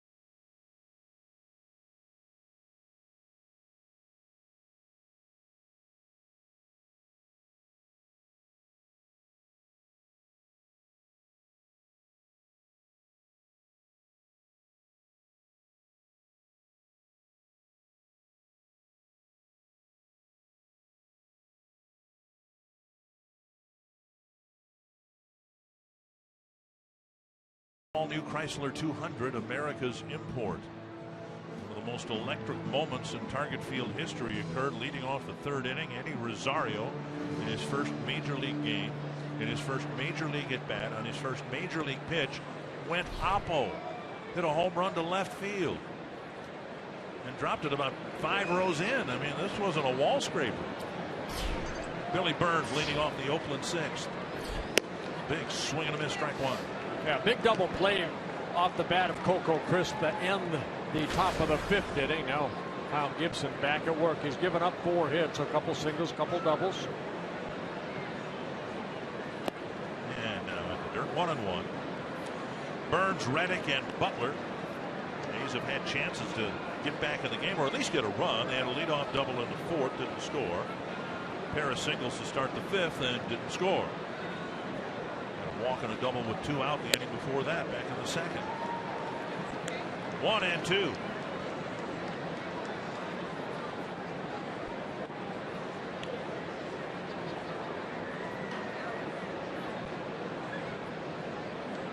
Gibson with 1 strikeout. 2. Almost for a second strikeout.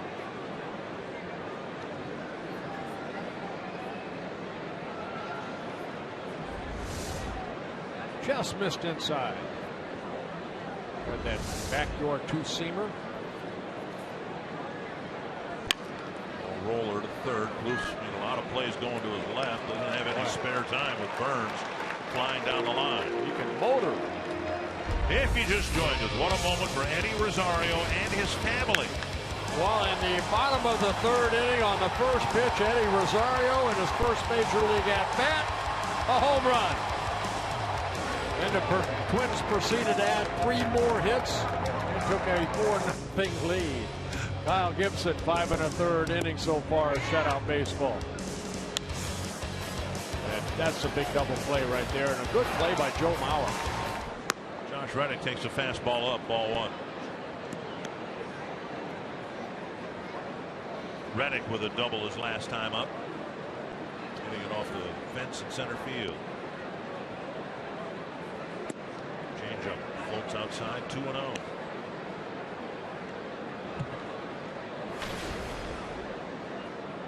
The A's, a lot like the Twins, when they were below 500, they got a team threatening to run away with things. It's the Houston Astros in their division. The Twins actually have 2 teams who've gotten off to great starts, Kansas City and Detroit. Yankees off to a good start. 17 wins for New York, Kansas City, and Detroit. Houston with 18 wins. Yeah, Houston down 10-0 to the Texas Rangers. High now 3-1. So they're starting to come back down to earth. If they lose today, it'd be their third in a row.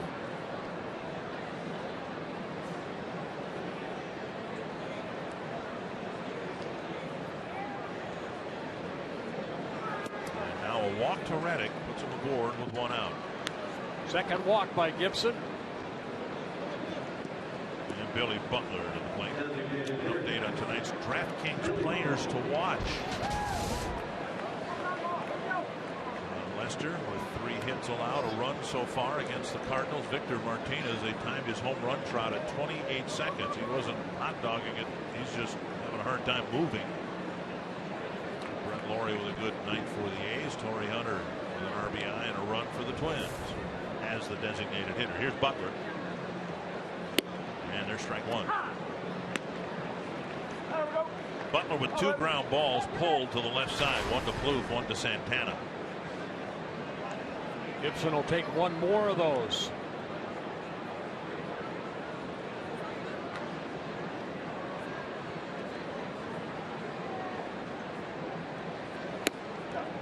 A fastball over the inside corner. Butler leading the league in grounding into double plays. He's done that 7 times already this year.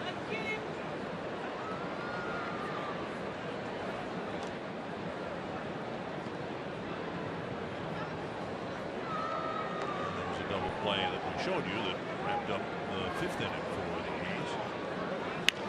Pulled foul.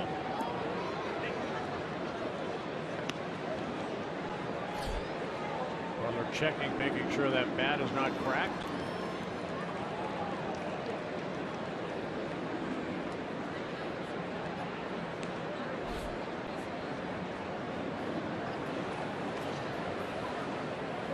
Action in the Twins bullpen.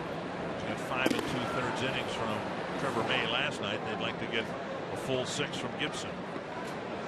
Gibson in his 8 shutout innings in his last start against the White Sox here. He threw 94 pitches in the 8 shutout innings. Right now that pitch count on 95. Trying to get the second out here in the 6th. Chop foul off a foot.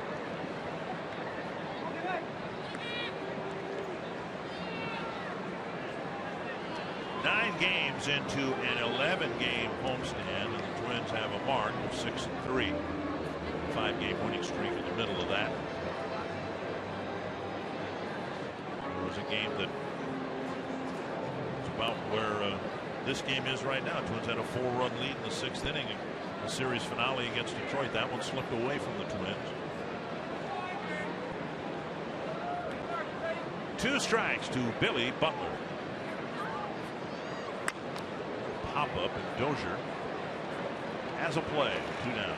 Boy, they just stayed inside the Butler. Finally fought it off and popped it up.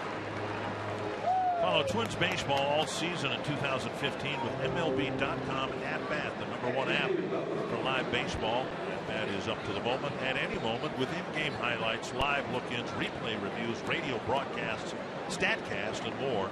Get MLB.com At Bat for your smartphone or tablet. 2 down. Here's Stephen Vogt. Bouncer to first and a strikeout. Strikeout came in a big spot because the A's had a runner at third and 1 out. Yeah, the only strikeout Gibson's had so far.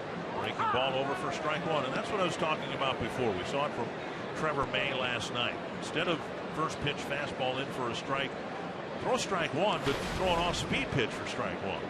That's nice when a pitcher can do that. Well, you know what? Maybe they're watching Phil Hughes because Hughes does that a lot. You know, I know he's had trouble doing that with his fingernail, but you know, when he was on last year, he got that first pitch over. Get ahead of the hitters.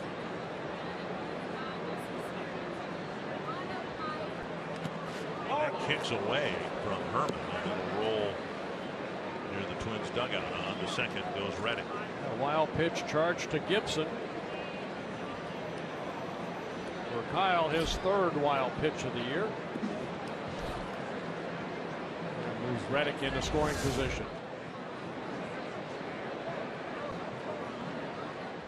Not much Chris Herman can do right there. 1-1 to Vogt.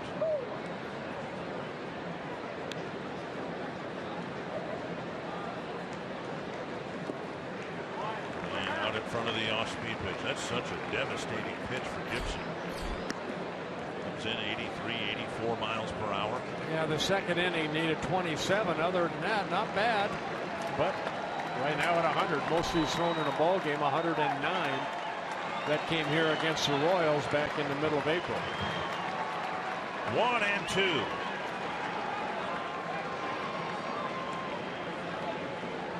Your last pitch is a good one. Blocked by Herman. You know, it's about a 10-mile-per-hour spread for Gibson. He can throw 93, and the changeup typically is around 83. Then you think back 10 years ago when Santana was pitching here. He had a 20-mile-per-hour gap between his fastball and his changeup. It was a 93-mile-per-hour fastball and a 73-mile-per-hour changeup. 2-2 to Vogt. And now a full count. This might be the last man Gibson gets to face here. Paul Molitor talking to Neil Allen. Maybe about that. Mike Davis on deck.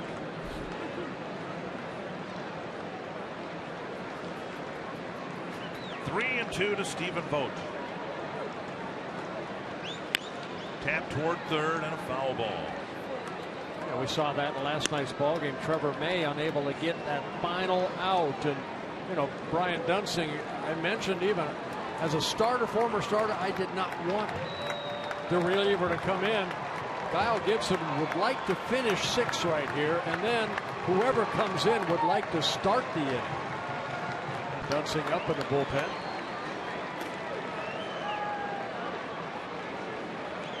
Pitch number 104. To left field. Escobar gloves it. 6 innings complete. 6 shutout innings complete for Kyle Gibson.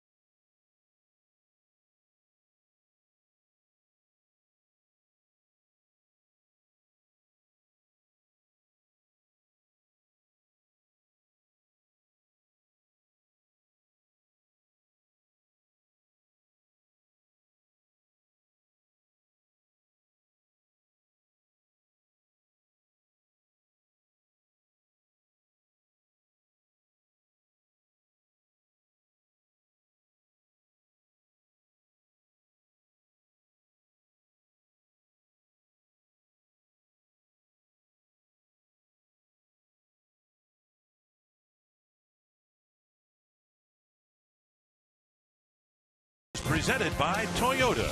The Toyota Time Sales Event ends June 1st. Hurry in today. Toyota, let's go places. By Sanford Orthopedics and Sports Medicine for the everyday competitor in all of us. And by McDonald's. Have bold for breakfast with the new chorizo burrito from McDonald's. Kyle Gibson now has pitched 17 straight shutout innings, 6 of them tonight. He's done. I would suspect middle of the Twins lineup will hit against Scott Kazmir, and the first pitch misses, ball 1. Yeah, Gibson with 104 pitches, 62 strikes. Twins holding on to that 4-0 lead. Down and in, 2-0. Twins bunched together 4 of their 6 hits to score 4 runs in the 3rd inning against Kazmir.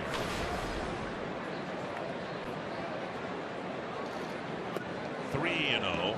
Escobar will hit next. Kazmir has 1 walk in the ball game. He has 4 strikeouts.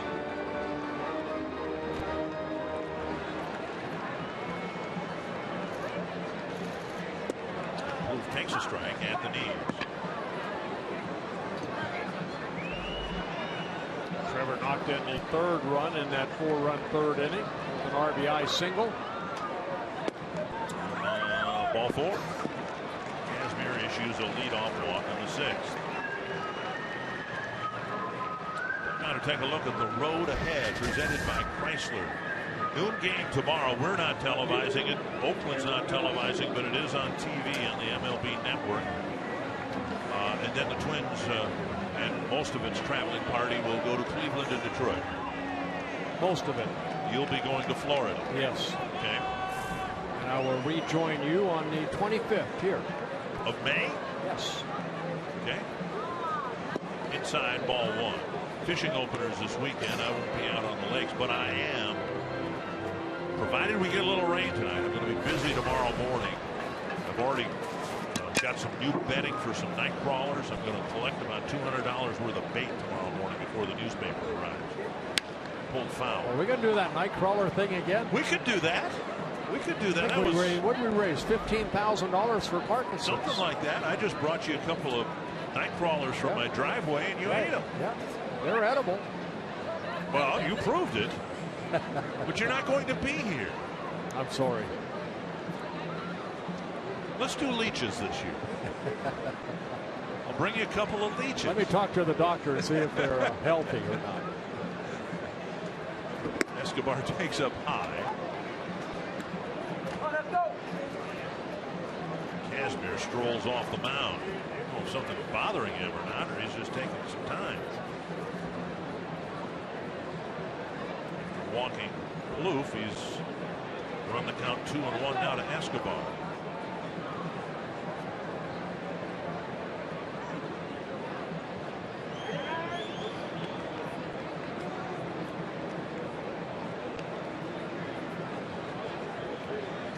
This is the first non-quality start for Kazmir on the year. He came in first 5 starts, all quality starts.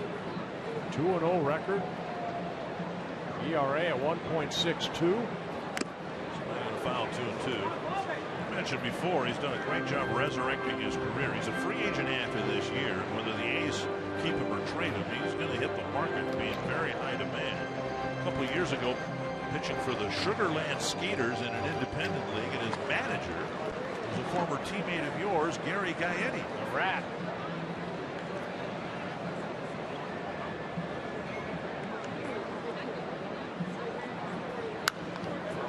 He had a lot of issues. I mentioned before, 8 times on a disabled list. With the Rays, the Angels, mainly, and the Angels actually released him in June. He had no place to go. That's when in 2012 he played in the independent baseball and also winter ball, then signed with the Indians. Outside, now it's 3-2. Looks like Kazmir is hit a wall. Tiring a little bit, yes.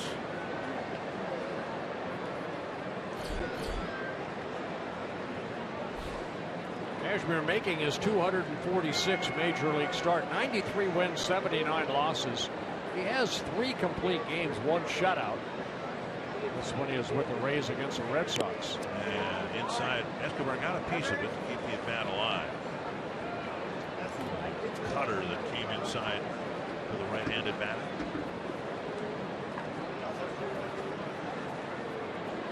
Always been a strikeout pitcher coming into this game. 1,404 innings pitched, 1,355 strikeouts. Because of that, I wouldn't think Bloof would take off on this 3-2 pitch. He didn't on the prior one.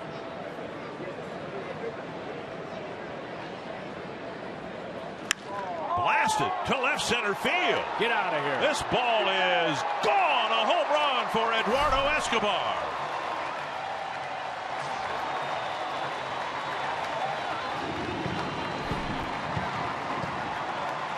He hung him a slider, and Escobar didn't miss it.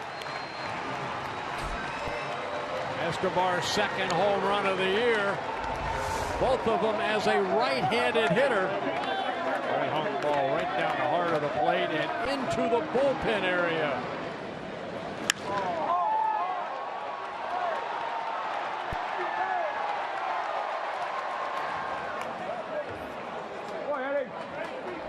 So a 6-0 Twins lead.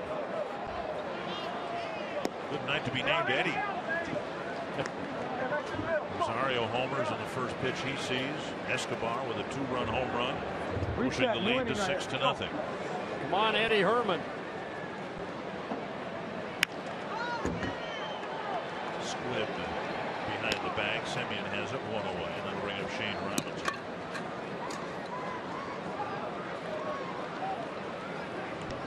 Regarding the Rosario home run, we understand that it is already in the possession of Rosario. They've already made the exchange. Those gentlemen, I'm not sure which one actually caught the ball, but Jamie Hirsch will give us the details here in the next half inning. 1 down. Here's Shane Robinson, a single and a pop-up so far against Kazmir. That's hit pretty well to left. Crisp retreats. Makes the catch for out number 2. Fox Sports Support's proud to team up with AYSO, the world's largest soccer club. Go to aso.org/play to find your region and sign up for your fall team today. We estimate Escobar's home run going at 420 feet. That's a long way out there. Well, he hit it over the 377 mark. The wall is, what, 9 feet out there? And then, as I said, it went back about 4 or 5 rows. In the dirt, ball 1. Paul Molitor did not start Rosario last night against a right-handed pitcher, and instead brought him in to the starting lineup tonight against a veteran lefty, saying all along that it doesn't make any difference to Rosario. He hits left-handers as well as right-handers. Popped up a foul ball. He is often thought of as the 3rd best hitting prospect in the organization, behind Byron Buxton and Miguel Sano. And if all 3 of them make it, he'd be the perfect complement as a left-handed batter, because Buxton and Sano are both right-handers. And you have 2 youngsters here already, Vargas and Santana, that are switch hitters. 2-1 to Rosario. And a bouncer, backhanded by Sogard. Oh, a close play, and the Twins may take a look at that one. Paul Molitor is going to come out, and a look from up here as if Rosario beat that one out, but we'll wait and see whether the Twins challenge. At the very least, they've added 2 more runs. We see the hustle right there of Rosario. Same play as the double play grounder. I'm not sure that the front of his foot hit the bag. We got to get him bigger feet. I don't think they'll challenge that for the very same reason. Ball is caught there, and Rosario is just descending onto the bag, so they'll let it go.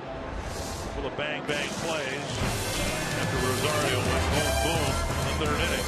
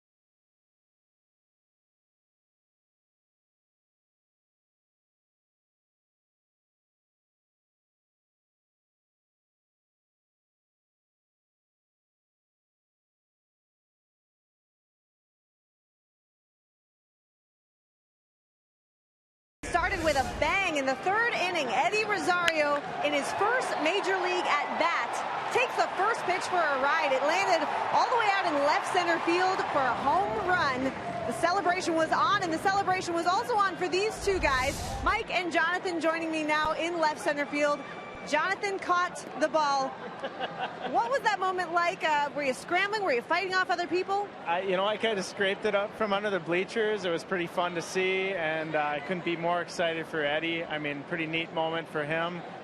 First time I've been to Target Field, grew up in the Dome, so this is pretty fun for me. And I know Mike's having a good time. Appreciate him inviting me to the game and everything. So we talked about Rosario hitting it before he came up, and yeah, Mike had a bit of a call, right? Yeah, we were right before the at bat came up. We noticed he was leading off the inning, and we did talk about, hey, he's going to hit a home run here. We should get it. One of the two of us is going to get it. Kind of jokingly, as we were talking about other close calls for home run balls in the area and in other previous games, and then all of a sudden here it came. Well, what a night, and it didn't end there. You guys actually got to meet Eddie Rosario in game, right? Yeah, we waited back down outside of the clubhouse. He came out. We gave him the ball. He gave us a signed helmet. So pretty neat moment. Got to give him a high five and everything. So it was really fun. Yeah. Yeah, we're showing that picture right now, actually, and a signed batting helmet. I'm sure Eddie really appreciates the fact he will always have that ball. And congrats on a very special first trip to Target Field. Thank you very much. Just adding to the special moment. We've had, wow, there's a pitch on the outside corner. Presley disposes of Ike Davis very quickly. Yeah, Ryan Presley coming in. It is a great moment, and I'm glad those guys only wanted like a helmet or something, rather than holding out for more. But Ryan Presley pitched in last night's ball game, one shutout inning in the 2-1 loss. Another strikeout for Presley, now 5 in 4 innings.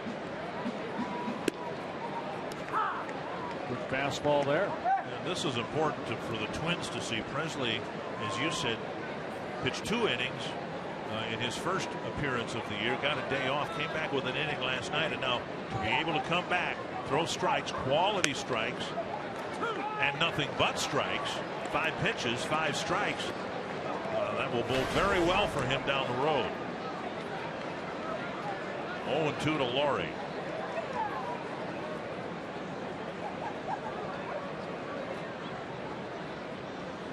Wow.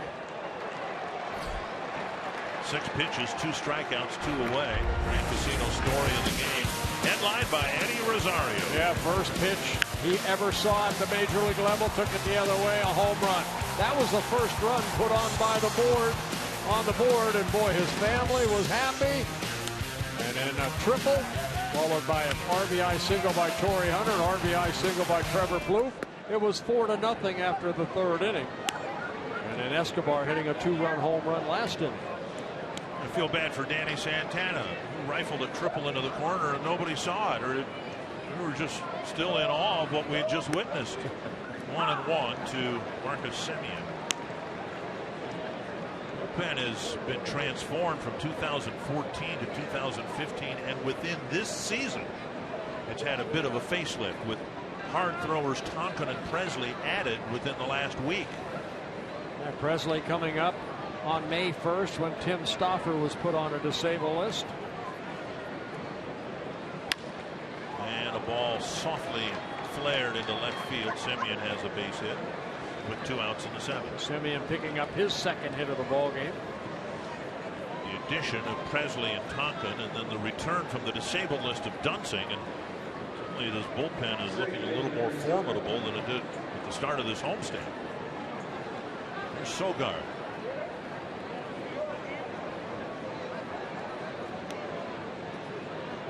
He did a little of both. Neil Allen, he started toward the end of his career principally a relief pitcher.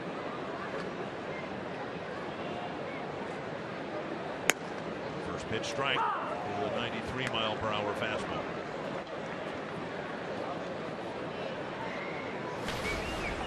Presley in his 3rd season with the Twins. Of course, a Rule 5 player in 2013, stayed with them the whole year. Just off the corner at 94.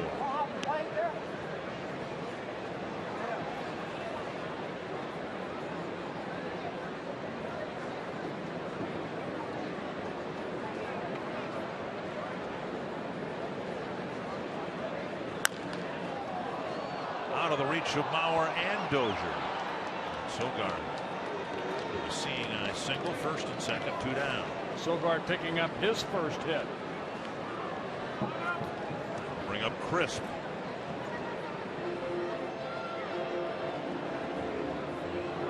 Semien didn't hit his single hard, and Sogard just chopped it through a seam in the infield.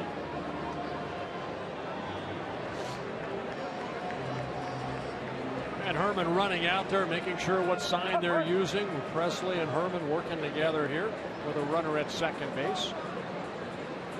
First 2 hits that Presley has allowed since his call-up. Ball down and in. Starting to stir down in the Twins bullpen. Brian Dunsing's going to get loose again. Ideally, you'd like Presley to clean this mess up here in the 7th. Yeah, he created it. Let him clean it up. Hit the knees. Good fastball there. 14 pitches, 15 pitches, and 12 strikes for Presley.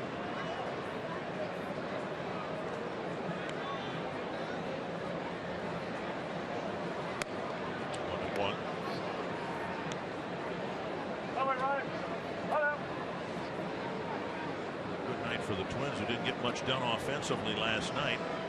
Just 1 run, an unearned run at that.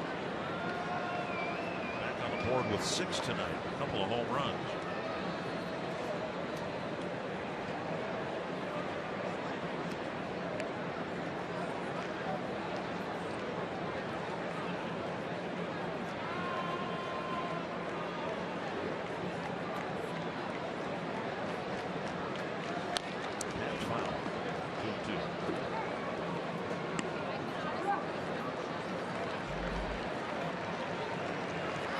Sure, Ryan Presley have the opportunity, if you haven't already, talked to J.R. Graham about being a Rule 5 player, what you have to go through that first year.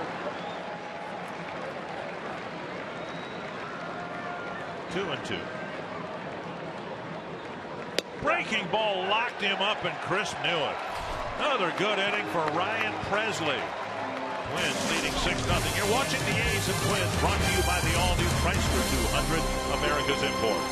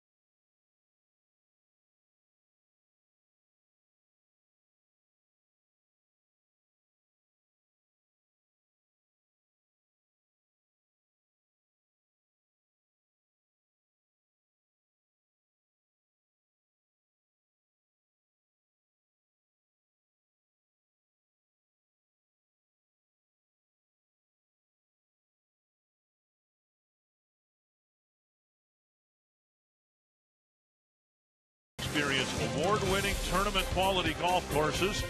Minnesota, known as a top U.S. golf destination, has over 400 courses characterized by beautiful natural settings, way too much water, excellent conditions, way too much sand, and affordability.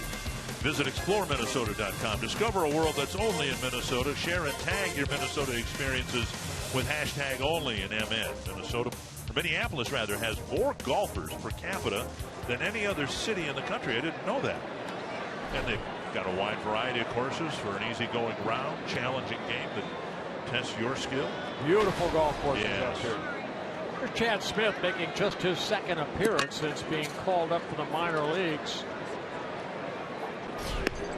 Strike one to Danny Santana. Santana 2 pitches after Rosario electrified the crowd with a home run in the first pitch he saw in the big leagues. Cracked an opposite field triple into the corner, and that opened up the rest of the inning. And now Santana pulls one to right. He's got a leadoff single here in the 7th.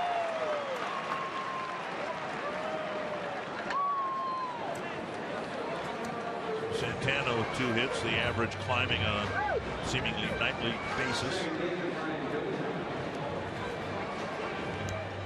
What's nice to see is he's getting hits from both sides of the plate. And using the whole field from both sides of the plate. Dozier a couple of flies to right and a walk. The walk was in the 3rd inning when he scored a run. Fox Tracks presented by Carrier. Strike one. Scott Kazmir had the Twins eating out of his hand for the last couple of years, but he scored 6 earned runs against him. And Dozier gets hit in the ribs. I think it got him in the ribs. Running fastball in on Brian Dozier.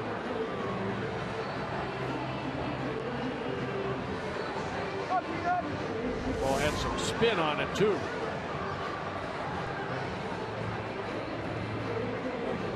Got him in the back end, the high area.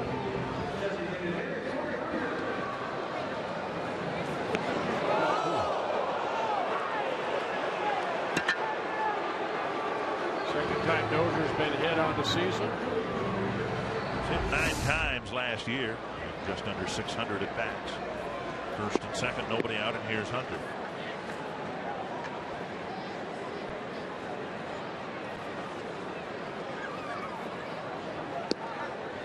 Since we've had Torrey back in a Twins uniform this year, sometimes something happens and it triggers a thought of Torrey in his first phase as a Twin. And just saw Dozier get hit with the ribs in the pitch, and then Torrey steps in the box, and how could you not think about Danny Baez of the Cleveland Indians? Torrey hit in about the same spot, picked up the baseball and fired it back at Baez. Then in a fit of anger, he went looking for Baez back in the clubhouse area. Well, there were some things that led up to that. There was nothing behind, Oh, no. But, you see Torrey in a Twins uniform, you think of the collision in Chicago. You think of the great catches in the outfield. 2-0 to Hunter.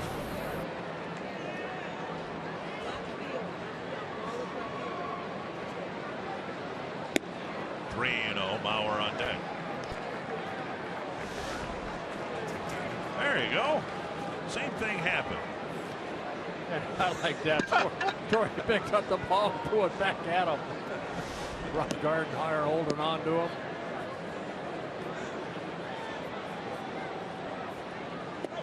They were wait a minute. Didn't you say yesterday it was a gentleman's game? Hunter will take a walk. The Twins have the bases loaded.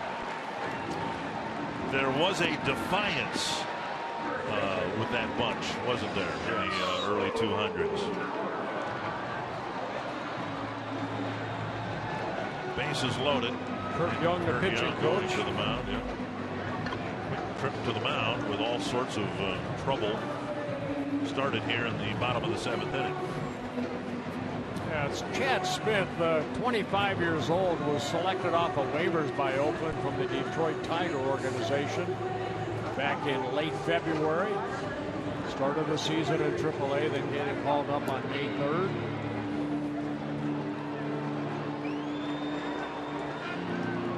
Was up with the Tigers a little bit last year, played and relieved in 10 games.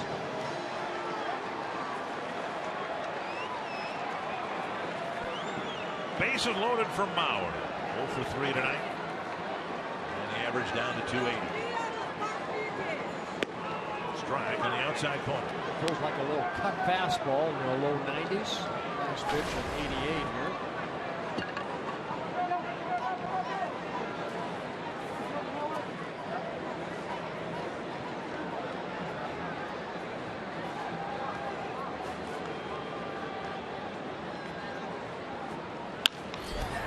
A base hit to left field. It'll score one. Dozier is going to be held. So it's an RBI single for Mauer and a 7-0 lead. Yeah, Coco Crisp, who had that arm surgery, came up and had to throw, and he's kind of throwing that right arm around a little bit. Had surgically, just arthroscopic surgery on it in early April. An inside-out swing by Joe. He picks up an RBI, his 14th of the year. We keep an eye on Coco Crisp right here. He has to come in and throw that ball to the cutoff man, but after that I've seen him shake that right arm. Here is Plouffe. He might have got a hanging breaking ball and he flipped it foul. 7 runs, 9 hits for the Twins, a couple of long balls.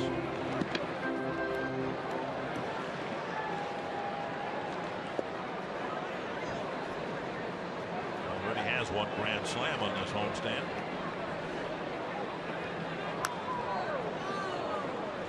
Mid-80s pitch that was up and in, and Plouffe fouled it back.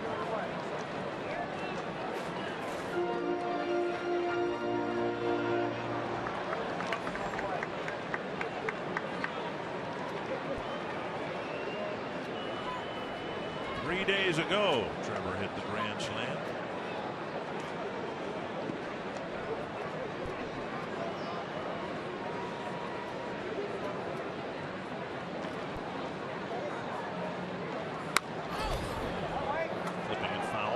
Actually, that's a pretty good swinger just to keep the bat alive right there. That ball is almost by him.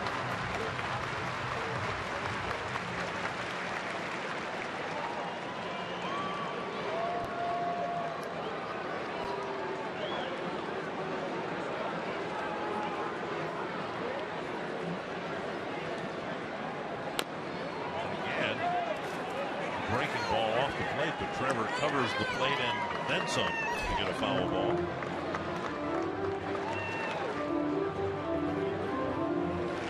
He's waiting for that hanger.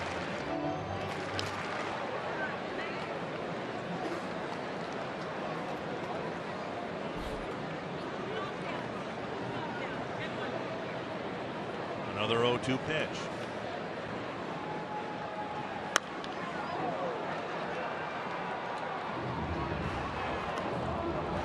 Foul ball.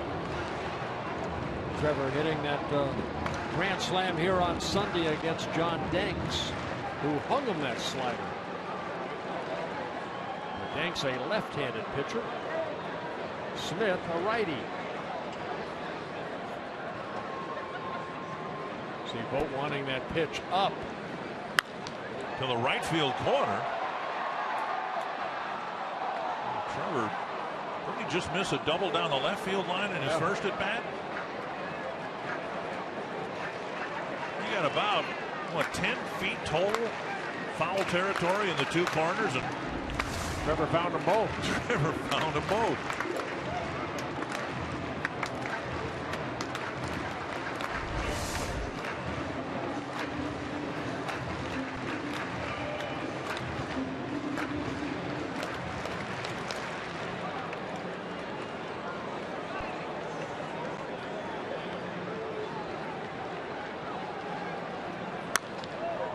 They keep pitching him away.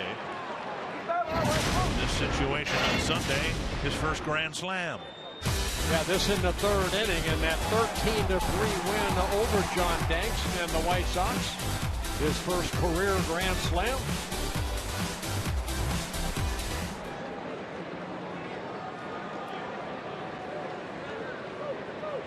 Two strikes again.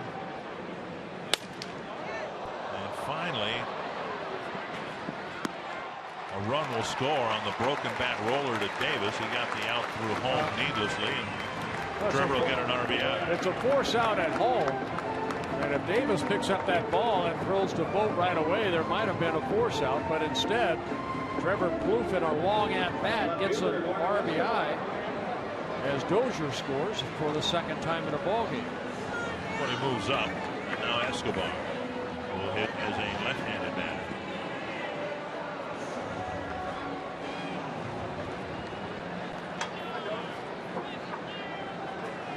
Indians have opened up an 8-3 lead over the Royals. Detroit's opened up a 5-3 lead over the White Sox. Escobar's had a good day at the plate. A single, a sacrifice fly, and the 2-run home run into the bullpen. A high drive to right field. Off the wall. He will score 2 runs with Escobar nearly hitting a home run from each side of the plate. Wow, almost. I thought that baby was gone. Escobar with 5 RBIs here tonight. And that'll be the end of the outing for Smith. Little cutter right into the swing, down and into Escobar. And Reddick watches it. Almost go out. Remember, that limestone comes out about 8 to 10 feet. So far, 4 in the 7th for the Twins.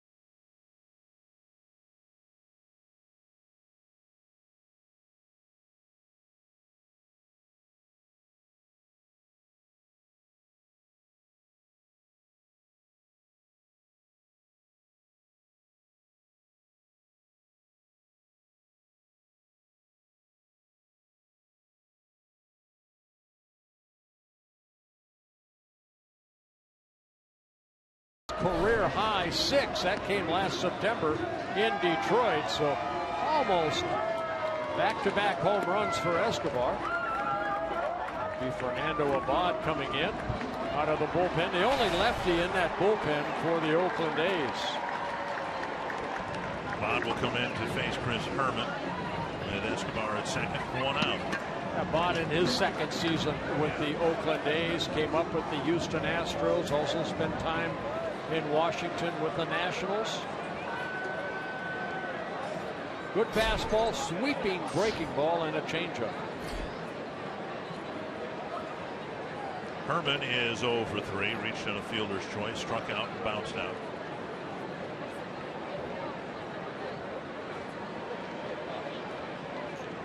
Breaking ball over for a strike. That's the sweeping breaking ball you spoke of.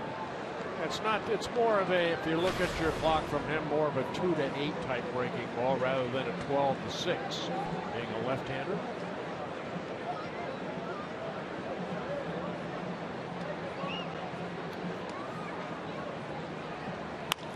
Pulled to the right side. Davis has it, and Abad's late getting there.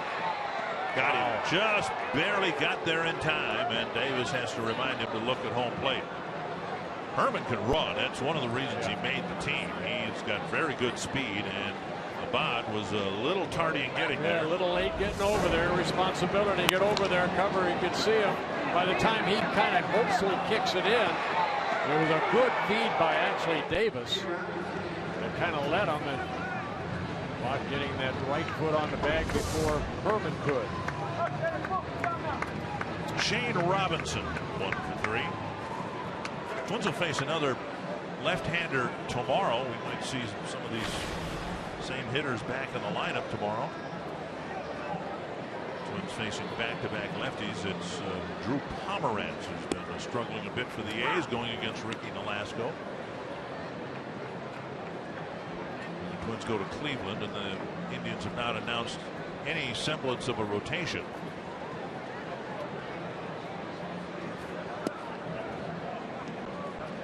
One and one.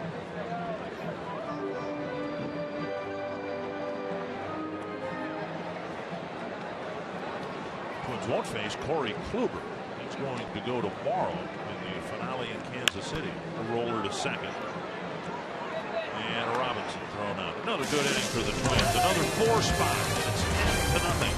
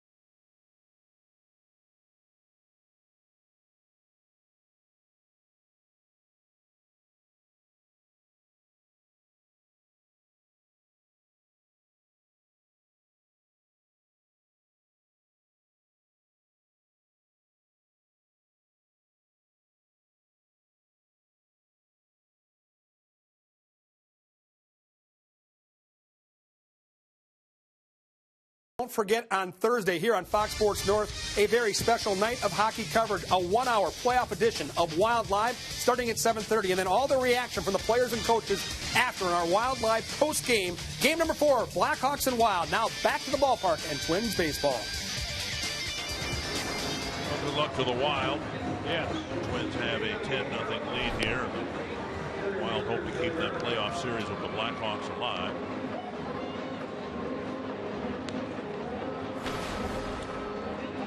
R.J. Graham coming into the game. He worked a couple innings on Sunday, gave up a run, an unearned run in the 13-2 win over the White Sox. Thanks to Mitch Hested of the Twins Media Relations Department. He just texted me the Cleveland rotation. Trevor Bauer on Friday, Bruce Chen on Saturday, Danny Salazar on Sunday.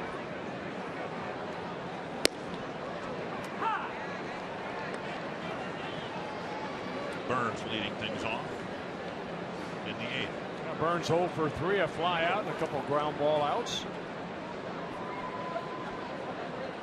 Sam Fold in the on-deck circle. Foul to back, and it's 0-2.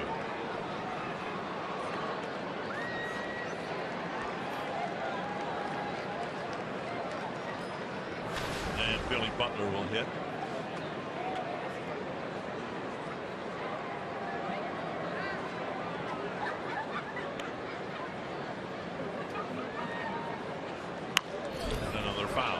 These are the outings that we have seen J.R. Graham in. His last 3 outings. Now you go back to April 30th against the White Sox. Twins were up 12-2. He came in and pitched a shutout inning, and then on Sunday Twins had a 13-1 lead, and he came in and gave up an unearned run.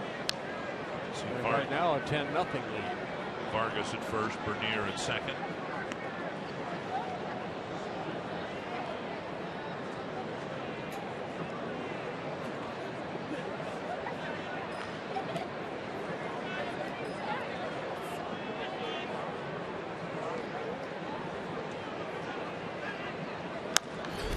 chopper right side.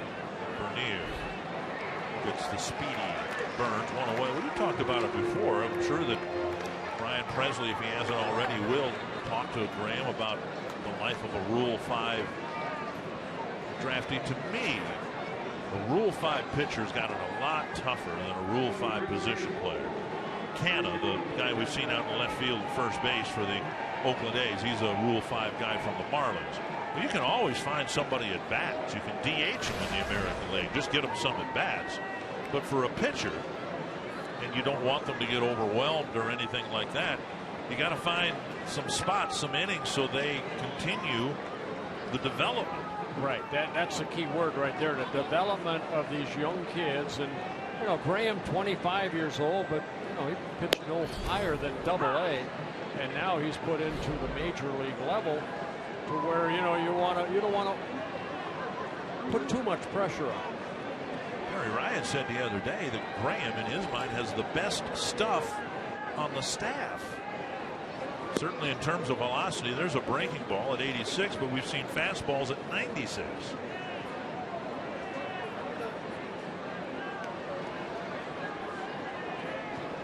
In Presley's case, 49 ball games, 76 and 2/3 innings in his Rule 5 year.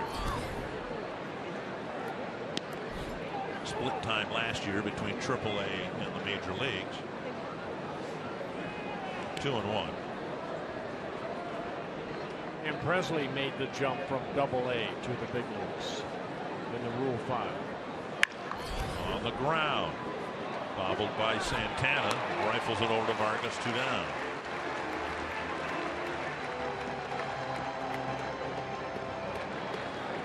And that'll bring up Billy Butler.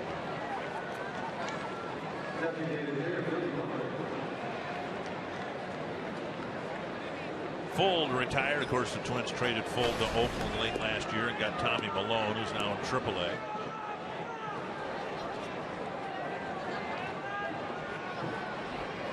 And all the tweeting and information that was flowing regarding Rosario's home run in his first major league at bat, we were reminded that Tommy Malone hit a home run in his first major league at bat.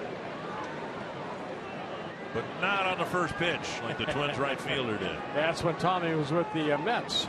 Tommy Malone. 1-0 to Butler. Pop straight up in the air. Herman wants it. He's got it. A good inning for J.R. Graham. A 1-2-3-8.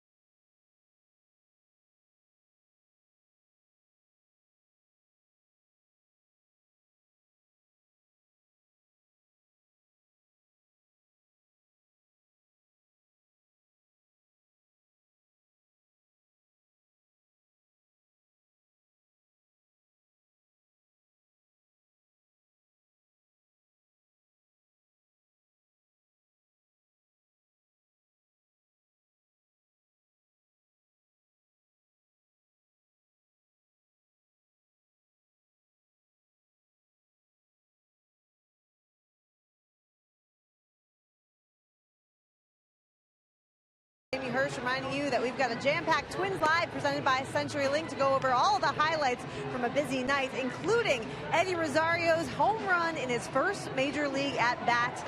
We're hoping to hear from him as well. We'll also take a look at the other Eddie. That would be Eduardo Escobar with a 5 RBI night and counting. We'll, of course, hear from manager Paul Mulder and much more on Twins Live after the game. Well, thank you, Jamie. Eddie Rosario will lead things off in the 8th inning, hitting against a right-handed pitcher for the first time. Yeah, quite a night, not only for Eddie Rosario, but for Kyle Gibson and a lot of the Twins hitters that have put some good numbers on the board. Eduardo Escobar has driven in 5 runs. RJ, excuse me, go ahead. No, I was just going to say he's 3 for 3 and drove in 4 runs, Escobar. Yeah, Alvarez coming in. He worked here on Monday night, just 1 inning, gave up a couple runs. Gave up the 3-run home run to Torrey Hunter in the 6th inning. Rosario flips the first pitch foul. He was signed as an outfielder. Twins moved him to the infield at second base, but then they saw Brian Dozier secure that position for many years. They moved Rosario back out to the outfield.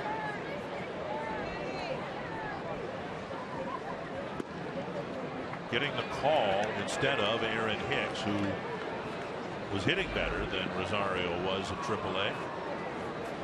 Paul Molitor really likes Rosario, likes what he's seen of him.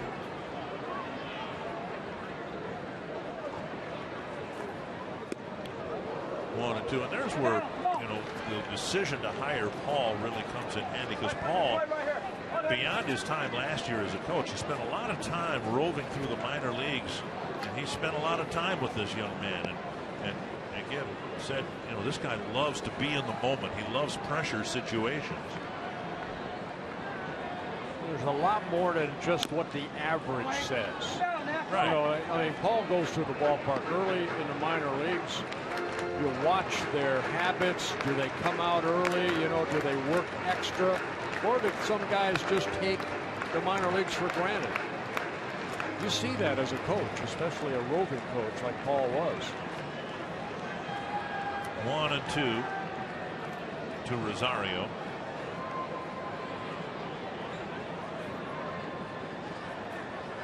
High fly to center. Going back is Burns. And on the track makes the catch. He hit it 400 feet from home plate again. Yeah, deepest part of target field is right at that bullpen gate. And Burns had to go back that way to catch it. Getting a standing ovation from the fans around the Twins dugout for flying out.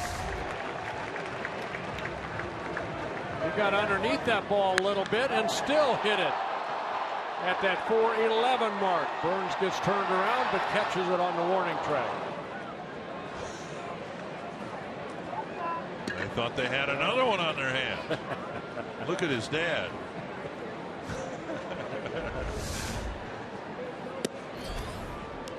Strike 1 to Danny Santana. Santana's had a good day at the plate with a triple, single, 2-run scored. Twins are about to wrap up their 10th game in this homestand, and the 1-loss record is really exciting for fans, I'm sure. They hold on to win this game. It'll be a 7-3 homestand so far, but within that, some rather remarkable numbers. Twins in this homestand right now have scored 64 runs. This is a team that, for whatever reason, had a very difficult time scoring runs in their home ballpark. And to average about 6.5 runs a game in a long homestand like this is it's good to see. Quite encouraging. Yep. Regardless of what it does to the 1-loss record, I think fans here have been starved to see their team score some runs. You know, Dick, and it just hasn't been 1 or 2 or 3 guys. It's been everybody that Paul Molitor puts in a lineup. And that's good to see. 2 strikes to Santana. Chipped his bat. He'll need a new one. Well, you know, here's a left-handed batter. Not the biggest guy in the world, and maybe some fans have never even heard of Rosario. He steps up, And he hits one to the opposite field. We've had right-handed batters here who couldn't clear the fence in left field. He may not sleep tonight. You know what's been nice is the Twins have hit 19 home runs now, 17 here at Target Field. 2 strikes to Santana.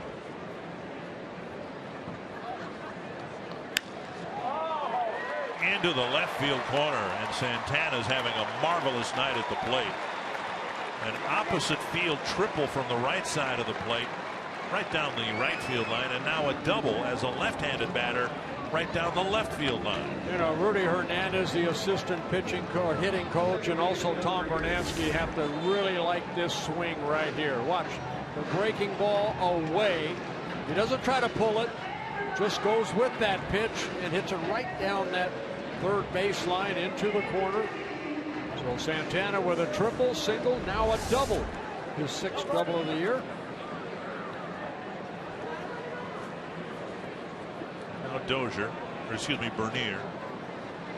Dozier left, presumably for defensive purposes. He did get smoked in the ribs by a pitch in the 7th inning. Down and away. Bernier, who came up with the Rockies back in 2008, played in a couple ball games last couple of years, up and down with the Twins. 33 games a couple of years ago, 7 games last year.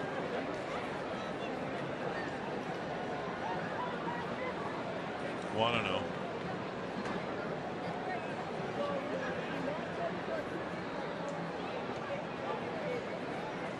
And again, Aaron Hicks's name was considered, but the Twins wanted Bernier up here because they felt they needed some stability as a backup infielder. I mentioned earlier, a lot of years in the minor leagues, 14 years in the minor leagues.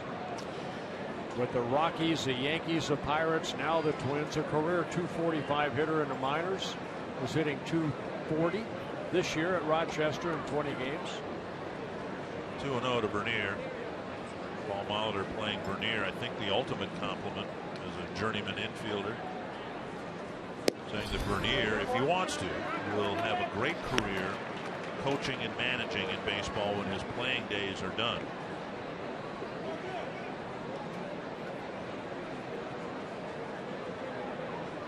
(3-0) to Bernier.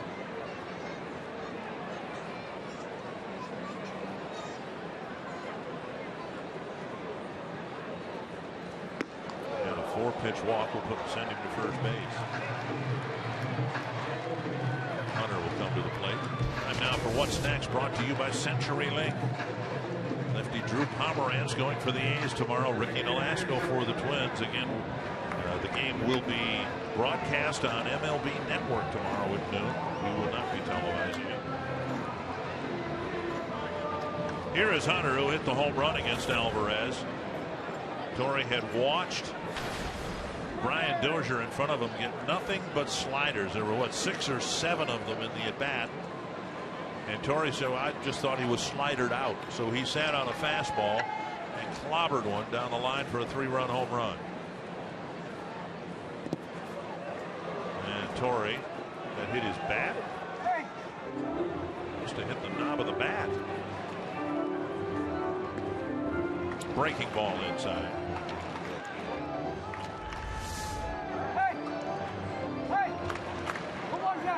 No, it didn't hit him at all. I thought I heard contact. 1-0.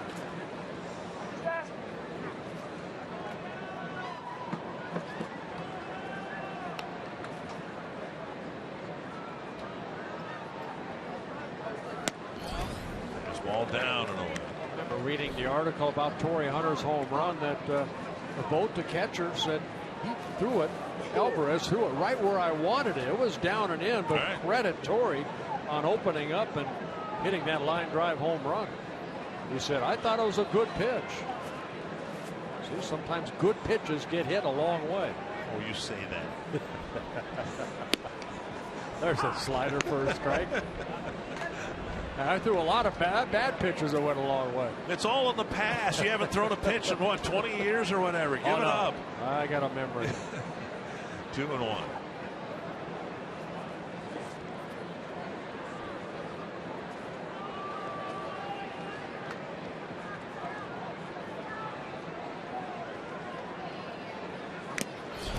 foul. That sounds like something, though, that a hitter could only do. Hit a good pitch right where it was supposed to be located.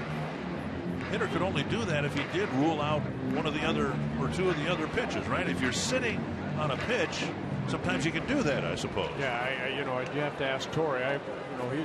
He said he was looking for a fastball, and I don't know if he meant it down and in that he could hit a hard, just looking fastball, and he reacted to it. 2-2 to Hunter. Still only one out in the inning. I think what we've seen, Bert, is why this Oakland bullpen has not been very efficient this year. If they can get to Clippard, he's fine. He's a really good relief pitcher. Now their closer. But it's the intermediate guys like Alvarez and Smith that have really struggled. They come in combined 2 wins, 8 losses out of that bullpen. A very high 4.73 ERA. Correcting the count to now 3-2. Vargas on deck.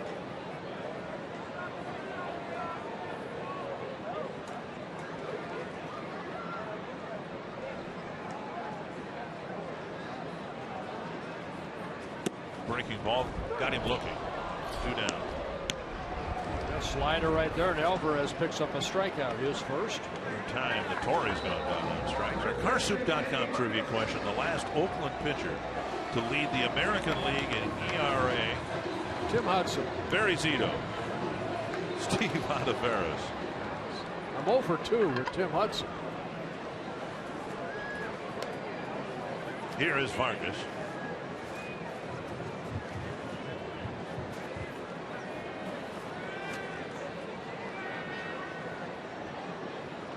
Foul back. Vargas taking over at first base for Joe Mauer in his first at bat.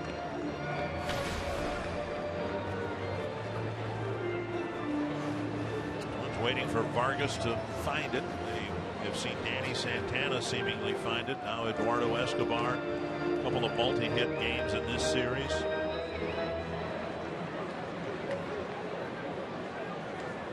at bats, 23 strikeouts, 2 home runs, and a low 200 batting average. Checked his swing, but he went 0-2. It still seems to be an issue for Vargas, a breaking ball when he is behind in the count, committing too early. He's having a pretty good homestand. I mean, 8 hits and 24 at bats, so 333 average with a home run.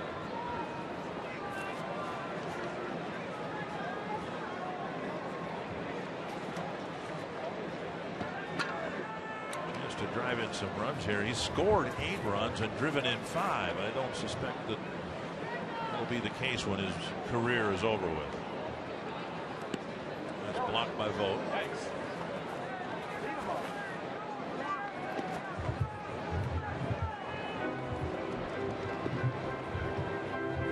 It's not Vogt catching anymore. It's Josh Fegley, their backup catcher.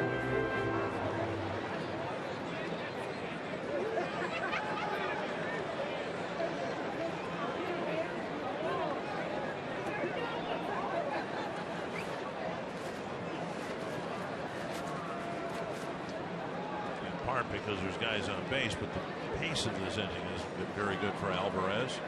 Taking a long time between pitches.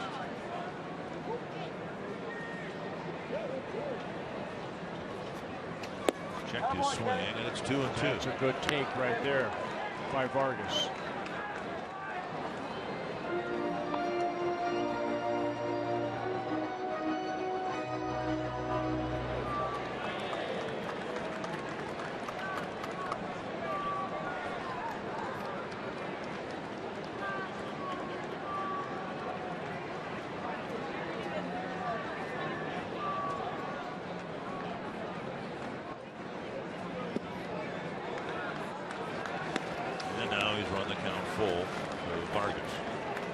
Alvarez, 25 pitches, only 14 strikes. And a lot of this, just walking around the mound, even without stepping off the mound. He took 25 seconds between pitches, between the 2-2 and 3-2 pitch.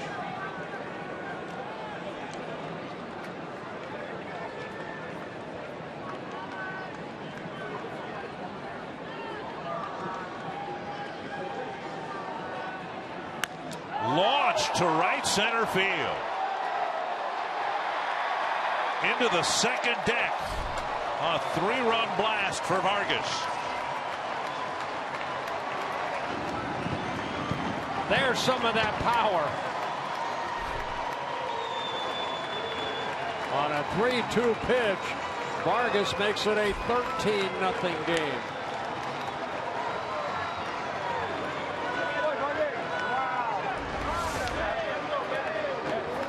A slider that just hung. And Vargas with that uppercut swing.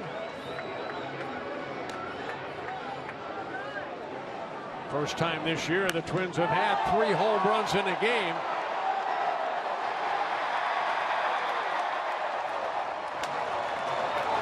Here is Blue.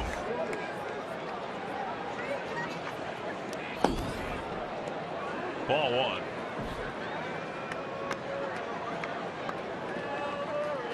The big man all smiles.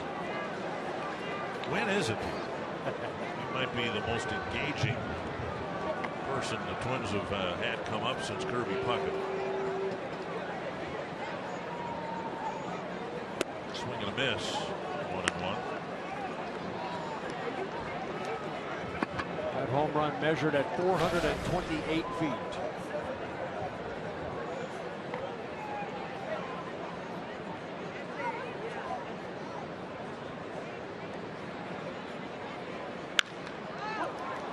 Bobbled at third. Laurie recovers and throws it away into the crowd.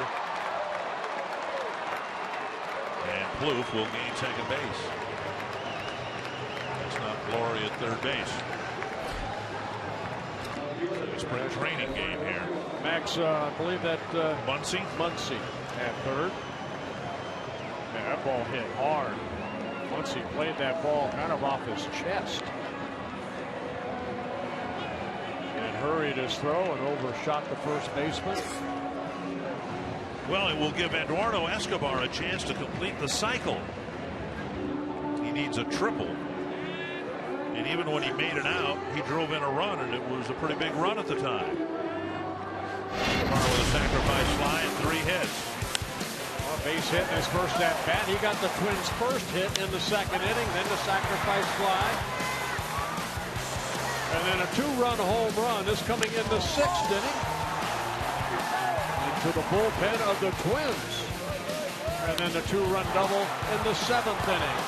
As a left-handed hitter, the home run coming as a right-handed hitter.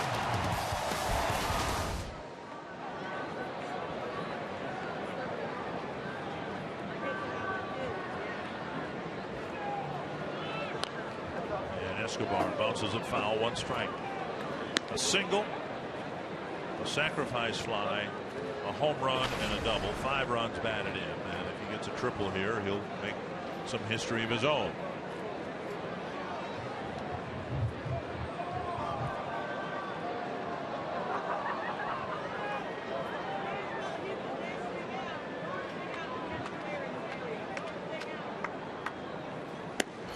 Miss.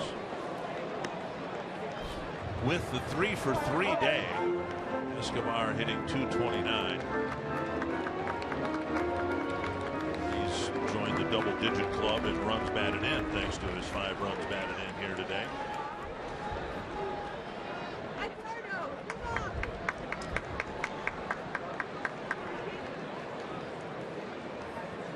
Santana scored 3 runs today. Now he's starting to gain on Brian Dozier in the run scoring department a little bit.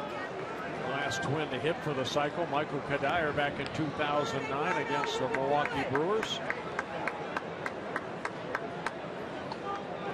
So 2 guys hit for the cycle that year. Jason Kubel also hit for the cycle. A grand slam in his last at bat. 2-2.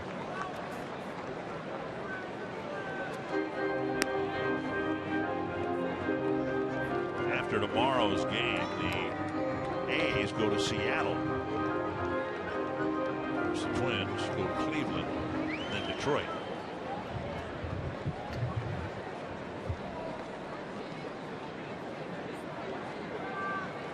Dozier with 2 2 runs scored today. Now scored 20 runs on the season in 27 games. 3-2. Alvarez all over the place. Here on Monday, in 1 inning, he threw 22 pitches. A wild pitch. Here right now, 34 pitches thrown.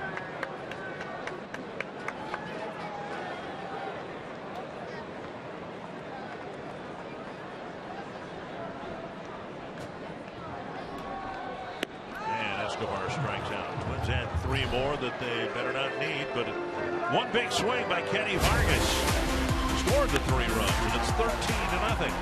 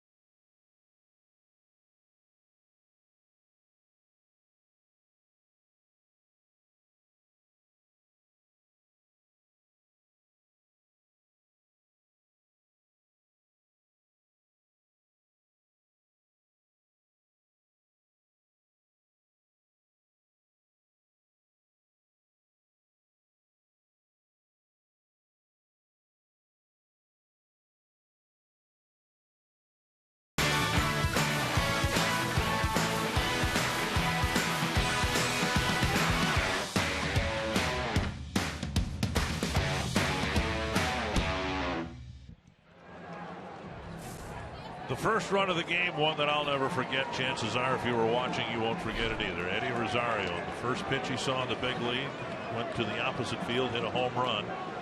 The Twins have had a lot of fun here tonight, scoring 13 times. Max Muncy will be the first hitter here in the top of the 9th inning. J.R. Graham delivering strike 1, and an important outing for Graham. Now, the game is very lopsided, but he wants to make sure he does his part. The ball line to the left field corner, twisting foul, 2 strikes. Throw strikes was what Graham needs to do, and just get everybody off the field here quickly. Oh, he did that in the 8th inning. A 1-2-3 inning on 11 pitches. Right now, he's in a role that he expects to graduate from. He'd like to be pitching more important innings, and he will. There's a third strike. Good pitch. 94 miles per hour on the black. 1 away. That ball had a little tail on it too. So Graham picks up a strikeout, his first. Watch a little bit of movement right there. And Herman holding it for second for strike 3. 1 down, and now Canna. As I mentioned a little while ago, he's a Rule 5 guy for the A's from the Marlins. Hit a long home run here 2 nights ago. Bernier backhands, quick delivery to Vargas, 2 down.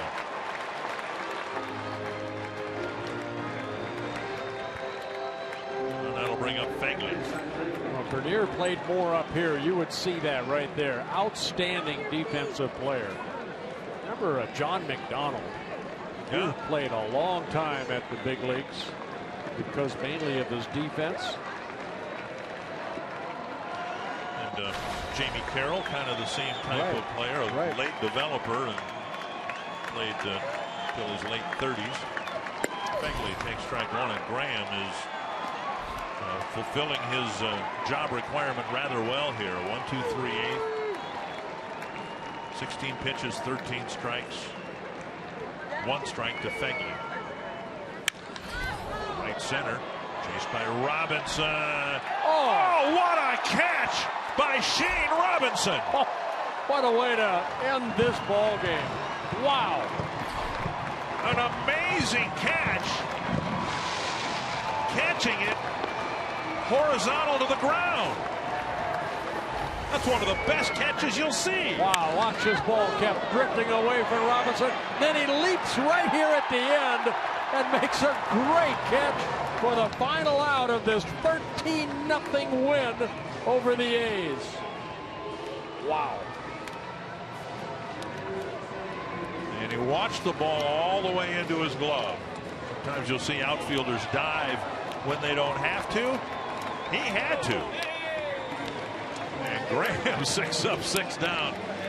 And he's pumped up like he just got the save in a 13-0 ball game. Tom Hanneman, this has been one of the more enjoyable wins of the year, I think, for everybody. Dick, more runs and more memorable moments than we've seen at the ballpark in a long time. Up next on Twins Live, presented by CenturyLink. We'll break it all down. Eddie Rosario's big moment. We'll hear from Paul Molitor, and we'll talk about the homestand finale. All that and more next on Twins Live. 2-1.